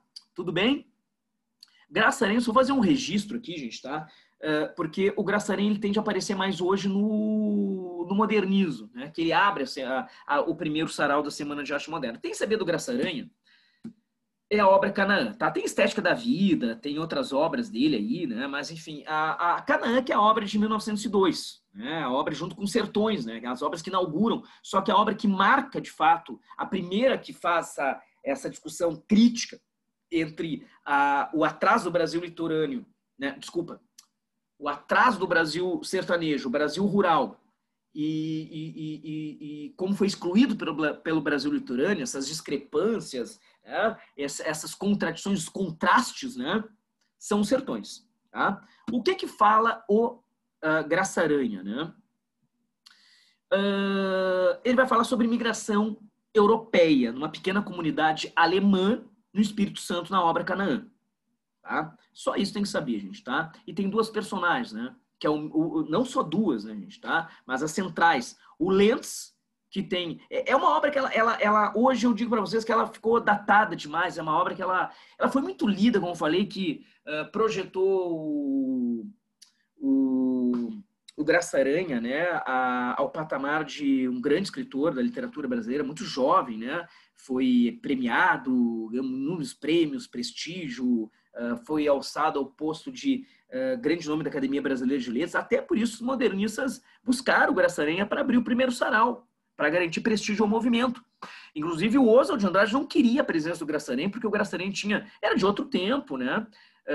Ele tinha uma linguagem, se tu lê o Canaã, que é uma linguagem muito rebuscada, muito sensorial, ela também tem traços impressionistas, né? A linguagem do Graçaranha em Canaã.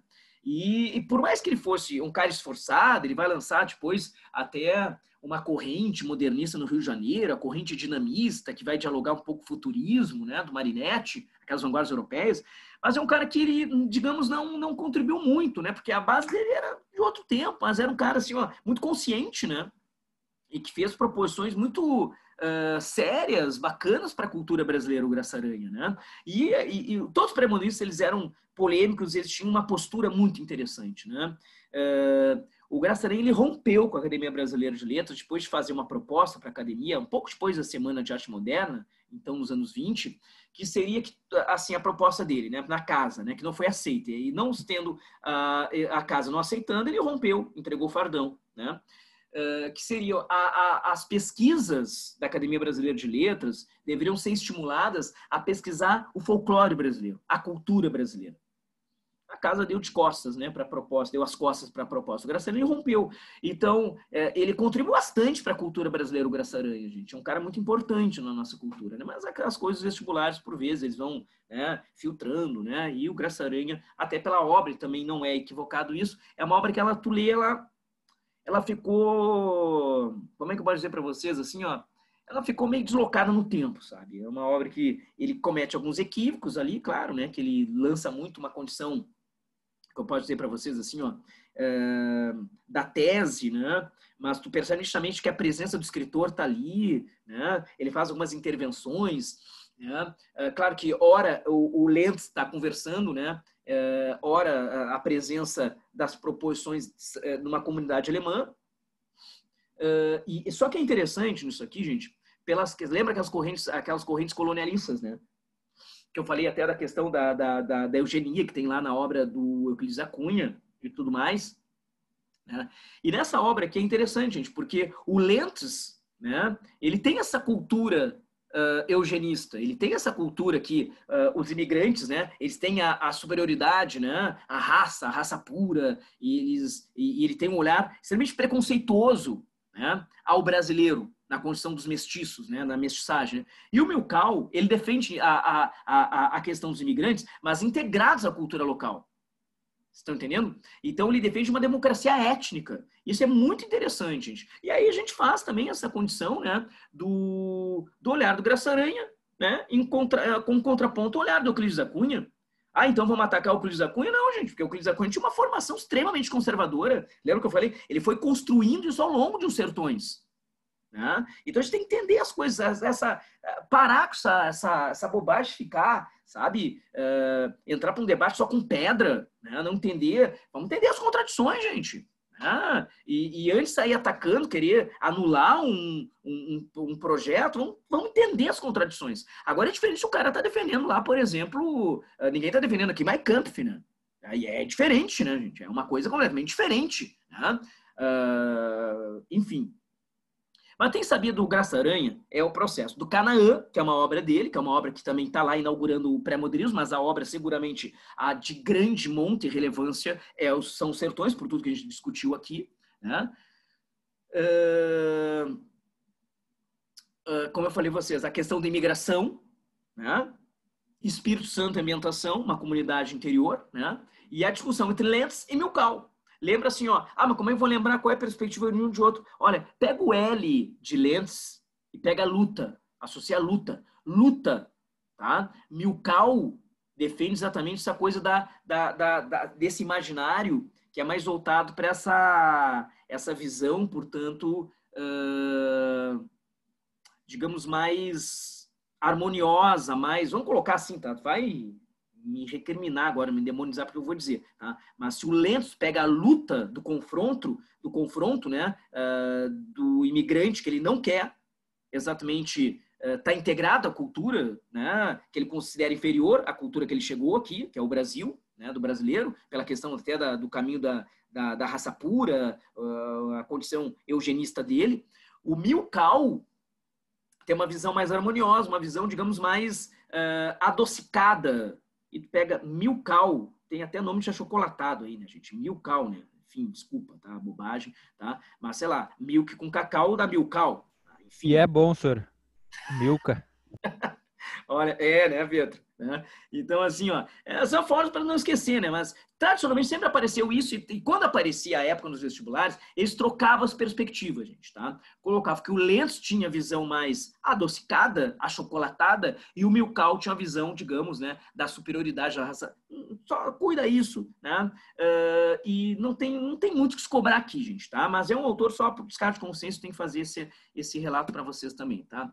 O Lobato, a gente sabe, a polêmica do Lobato, né, gente, tá? Sempre foi polêmico, foi preso por Getúlio Vargas, né? As questões as polêmicas com o modernismo, com a pintura da Anita Malfatti, e taxado, buscando todo o processo hoje de cancelamento, né? Tantas pessoas tentando só cancelar a obra, não ver a contribuição também, o que esse cara contribuiu para a cultura brasileira. E só é lembrado agora como racista, né, o Monteiro Lobato. E aqui eu não estou defendendo o autor, tampouco eu quero atacá-lo, né? Eu só quero registrar a importância de Monteiro Lobato e a contribuição para a nossa cultura. Ele formou, sem dúvida, gente, tá? Mais de 4 gerações de leitores com a literatura infanto-juvenil, que hoje é atacada de uma forma assim absurdamente tacanha, mesquinha, né? E muita gente que ataca Monteiro Lobato não leu Monteiro Lobato. Isso que é o mais perigoso desse obscurantismo que nós estamos vivendo em todos os níveis, todos os níveis. É um obscurantismo intelectual, é o tempo da ignorantização, né, que a gente está vivendo, né? É a precarização do conhecimento que a gente está vivendo, né? Se tu tem um conhecimento, quem domina alguma coisa é atacado, né? É uma coisa, é um tempo muito difícil, né? Então, vamos lá, vamos tentar trazer os principais pontos aqui do Monteiro Lobato, as obras, né? É um autor que sabe a importância dele nos vestibulares, gente. Aparece muito nos vestibulares, não só como leituras obrigatórias, país afora, aqui na URGS nunca foi leitura obrigatória, mas é um autor que volta e meia sempre aparece nos vestibulares da URGS, né? Então vamos dar uma olhadinha aqui, ó. Tem a literatura geral, né, do Lobato. Se vocês observarem, olha os livros de contos ali, ó. Urupês, Cidades Mortas e Negrinhas. São contos. Ele não escreveu romances na literatura pré-modernista, ok? Ele escreveu romance, tá? O Monteiro Lobato, né? Como o Presidente Negro, é um romance, né? Mas não é literatura pré-modernista, né? Então, e a gente pensa o autor via programática, né, dos vestibulares, via programa dos vestibulares, pela base pré-modernista que ele está alinhado. Então, ele é contista, lembra? Contista é narrativa curta. Então, já resolve uma questão, se aparecer para identificar nome de autores pré-modernistas através de afirmações para associar nas alternativas o nome dos autores a partir, né, das afirmações acima colocadas, se aparecer que é romancista, não será Lobato. Ele não escreveu romance com pré-modernistas. A literatura infanto-juvenil, né, que são diversas obras, né, como contos e novelas, né, Reinações de Narizinho, que é o conjunto do Sítio Pica-Pau Amarelo, né, gente, tá? Que eu considero, por mais que ataquem, né, isso eu sempre vou defender, né, é o maior projeto da literatura infanto-juvenil na América, no continente americano, gente, tá? Podem atacar o que quiserem, tá? Quando quiserem, né? Mas é inegável a contribuição de Monteiro Lobato. E ele sempre foi, inclusive, foi atacado pela crítica brasileira como não aceitável como literatura infanto-juvenil, né? Também, então, polêmica, né? O Lobato está acostumado, né? Então, agora eu não estou eximindo o cara das suas manifestações, sim, né? Lamentáveis sobre as questões étnicas, né? As questões raciais, né? O que eu estou fazendo é aquela distinção da obra. E por mais que habite também na obra do Lobato algumas expressões, né, é aquilo que a gente discutiu ontem, né? Tu pega, por exemplo, a obra do Marcelo Rubens Paiva, tu pega a obra, ela está contaminada pelas questões do seu tempo também. Percebe? Eu não estou defendendo expressões de cunho eventualmente racistas nas obras do Monteiro Lobato, tá? Na literatura infanto-juvenil. Mas a gente tem que entender a contribuição e o tempo. E a gente tem que entender, inclusive, como funcionava aquele tempo. Se você observar, ele está produzindo nos anos 30 a obra, tá? Nos anos 40 a obra, tá? Do Sítio Pica-Pau Amarelo, né? E eu não estou eximindo, mas a gente tem que ter bom senso para não... o bom senso é sermos justos, minimamente imparciais, tá? Uma coisa é o cidadão, e aí, olha, ele era um cara bem conservador, né, gente? Isso aí é inegável, né? Inegável isso aí, né? Tá? Agora, dá uma olhadinha, como pré-modernista, as características centrais do autor, tá? Ele fala, como autor, sempre a base do pré-modernismo, gente, né? E quando a gente vai ver no Romance 30, tá? Pela questão da ambientação rural, tu chega ao autor, chega à obra, né? Então, se apareceu questão do pré-modernismo, né, gente? Então, assim, ó, Canudo, sul da Bahia, tá, Euclides da Cunha, os sertões, né? Espírito Santo, interior do Espírito Santo é Canaã do Graçaranha, questão de imigração europeia, um debate interessante, né? E, que eu não comentei, tá? Entre Milkau e Lentz, ao longo da obra, né, prevalece o olhar do Milkau, que é o olhar harmonioso, da integração, tá? Então, isso é um ponto positivo, tá? Agora, apareceu a questão do café. Então, a ambientação, a base, é o Vale do Paraíba, no Oeste Paulistano, é Monteiro Lobato, gente, tá? Então, ele fala claro, vai falar do apogeu, mas, sobretudo, da decadência dos cafeicultores paulistanos, as cidades mortas, né? Como está um livro de contos dele, né? Ele tem um grande domínio técnico sobre conto, narrativa curta, tá? Como já falei pra vocês, não escreveu romances como pré-modernista, ele escreveu romance na sua literatura adulta, mas não no projeto do pré-modernismo, ok? A linguagem tradicional, né? Ele tem muita influência, tá? Mais influência do naturalismo europeu. Eu não estou falando que o Guy de Maupassant é um naturalista, ele está no processo até do realismo, que é um grande contista francês, o Guy de Maupassant. Inclusive, assim, ó, eu recomendo quem gosta de boa leitura, gente, tá? De bons livros, né? E narrativa curta, se tiver oportunidade, for numa livraria, procura por um livro do Guy de Maupassant, por uma antologia de contos. Vocês vão descobrir um baita escritor, gente. Tá? É um grande escritor, o Guy de Maupassant. E o Guy de Maupassant, ele influenciou muitos autores da literatura brasileira, da literatura ocidental, né? Como contista, naquele famoso conto tradicional, né? Que o Machado também é mestre, né? Naquela coisa que vai, sabe, criando uma expectativa que gera o clímax, né? Tá? Ou o anticlímax também, né? Mas sempre uma coisa que ou leva a uma gradação de ações ou uma degradação de ações e quebra com a expectativa do leitor. Mas é o conto tradicional, né? E aquilo que é o Jeca Tatu, né, gente? Tá? Tem que saber que a figura central do caboclo, ele pega um tipo muito local, que é o mambira paulistano, é o caipira paulistano, né? E ele projeta nacionalmente como o caboclo brasileiro. Né? Ele cria uma personagem síntese, que é a configuração do atraso do homem rural. Claro que aí, como eu falo a vocês, o Monteiro Lobato ele tinha uma perspectiva mais conservadora, o Lobato, e ele vai... A mesma coisa que o Euclides da Cunha, gente. Ele se construiu os sertões, lembra? Ele manteve aquilo, né? Aqueles olhares, sertanejo forte e fraco. E lá no final ele denuncia o que houve com o massacre, lembra? Que a gente discutiu, né? Agora, e o Monteiro Lobato, a primeira vez que ele representou depois eu vou colocar o desdobramento ali, tá? Para não antecipar. Que ele representou o Jeca Tatu, depois eu repercuto aqui, ó, tá? Aqui, ó, tá ali a capa da primeira edição do Monteiro Lobato, Urupês, tá? Se vocês observarem, olha só, tá? A capa, ela é muito elucidativa, tá? Tá vendo? Tem um tronco de uma árvore, né? Tá? E no tronco da árvore, pode ver que tem alguns galhos que estão envolvendo esse tronco, que é um parasita, gente, tá? Que é chamado urupês. O urupês é um parasita que ele leva ao apodrecimento, que ele vai tirando nutrientes, né? Ele vai secando a árvore até a raiz, o tronco até a raiz. Então, é um parasita. E o Jeca Tatu, ele surge num artigo no livro Urupês, que fecha o livro Urupês, depois vai virar até mais à frente, até parte conto, né? A Velha Praga, em que ele vê o Jeca Tatu como um atraso, que ele não queria também, né, se integrar ao Brasil. Dá uma olhadinha aqui. Pobre Jeca Tatu, como é bonito no romance feio na realidade. A primeira vez que apareceu o Jeca Tatu na sua literatura. Jeca mercador, Jeca lavrador, Jeca filósofo, raça vegetar de cócoras e incapaz de evolução, impenetrável ao progresso. Quando comparece às feiras, todo mundo logo adivinha o que ele traz. Ele vai falando uma série de coisas, olha só.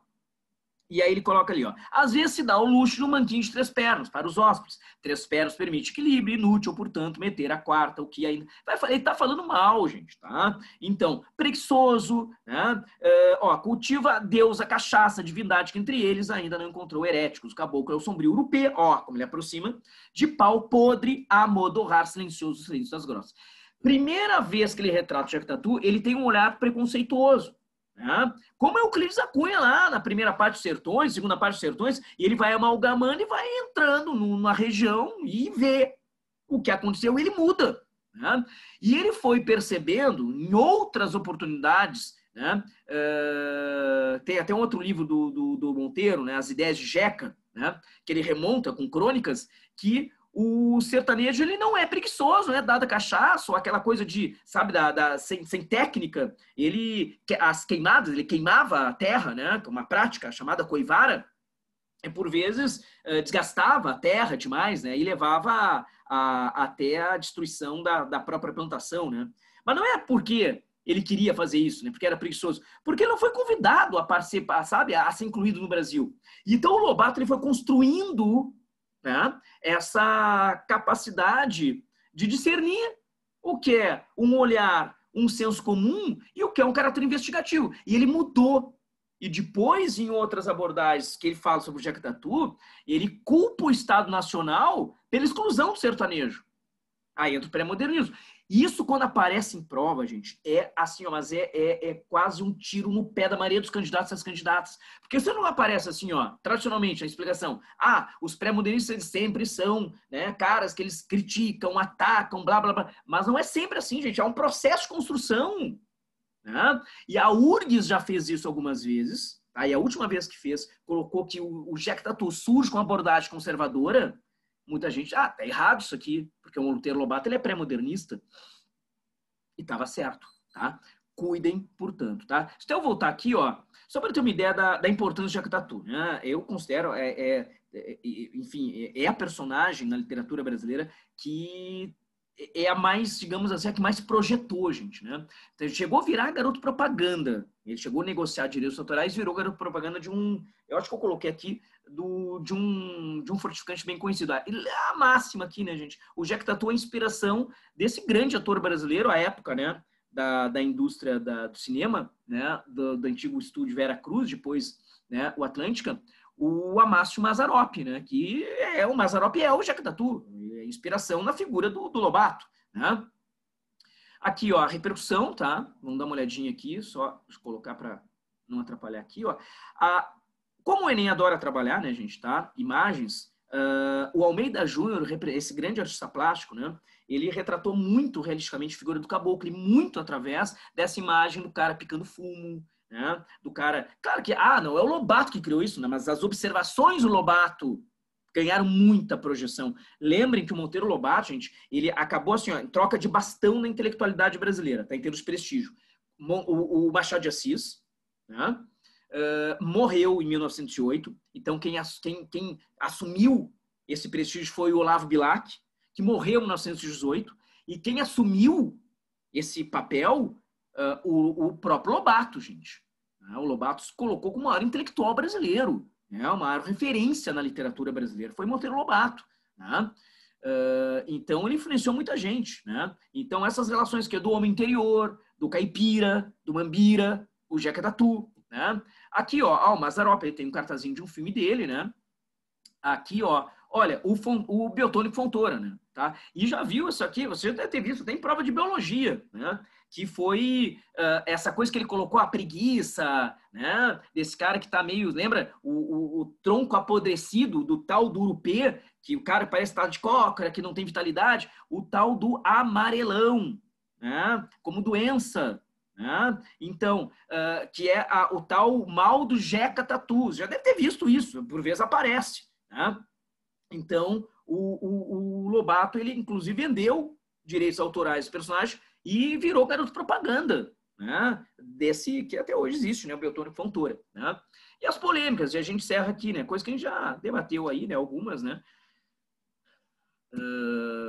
Preso político Getúlio Vargas pela questão do petróleo, tá aí, né? O seu registro, e foi fichado Monteiro Lobato, né? Pelo regime de Vargas, né? Porque Vargas, ele tinha o processo de estatização, né? Quando ele assume o governo em 30, mesmo depois da Revolução de 32, e ele dá o golpe em si mesmo, o Estado Novo, né? E em 37, e todo o processo era de estatizações, né? De aumentar o Estado brasileiro. Não está errado. Enfim, um projeto político de Getúlio Vargas, né? E muito do Brasil ser o país que é hoje, inclusive, das suas instituições, vem lá da era Vargas. A gente não pode negar, né? Coisas que, inclusive, hoje foram rasgados, como a CLT, né? Vem lá do período de Vargas, processo de nacionalismo de Vargas, né? Desse primeiro desenvolvimentismo que nós tivemos no século XX. Quando a campanha do Lobato é assim, o petróleo é nosso, cuidem, tá? De vez a gente se atrapalhar. Petróleo nosso não para o Brasil, para brasileiros, né? Porque ele era um empreendedor, né? Ele já tinha, obviamente, né? Ele queria que o brasileiro, o cidadão comum, pudesse explorar o petróleo. Agora, não é o cidadão comum, né? Tu tem que ter lá técnica, tecnologia, e tu tem que ter investimento, né? Dinheiro para estar investindo, né? E ele estava já muito caminhado, né? Como empreendedor que era, com com capital estrangeiro para ele, né, se passar a sua proposta, né, naquele momento, ele teria como explorar o petróleo. E aí, claro, né, a questão, gente, a proposta do Lobato, não estou dizendo que ela está errada, tampouco está certa, ou a proposta de Vargas está errada ou está certa. Tá? A questão que está errado nisso tudo é Vargas, né? Porque se tu tem uma contenda, se tem um cara que faz uma proposta que é contrária à tua, vamos para o campo do debate, para o diálogo, mas agora, tu prender um cara por uma proposta oposta à tua, isso é um regime de exceção. Né? Ah, é a ditadura de Vargas, é o Estado Novo, né, gente? Já se desenhava seus quadros mais sombrios, né?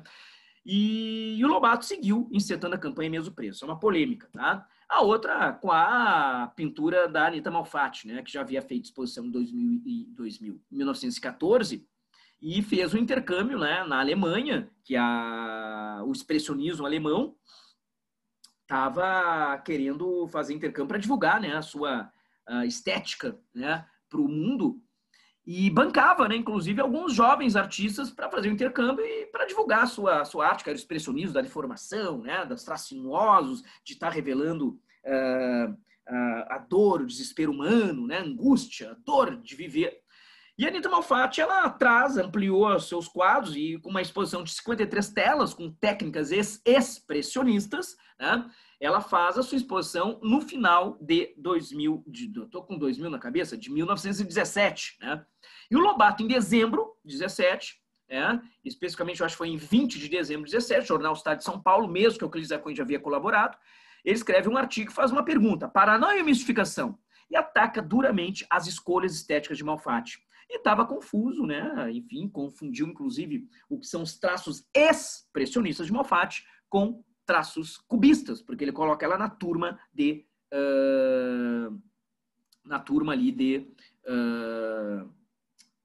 Picasso, né?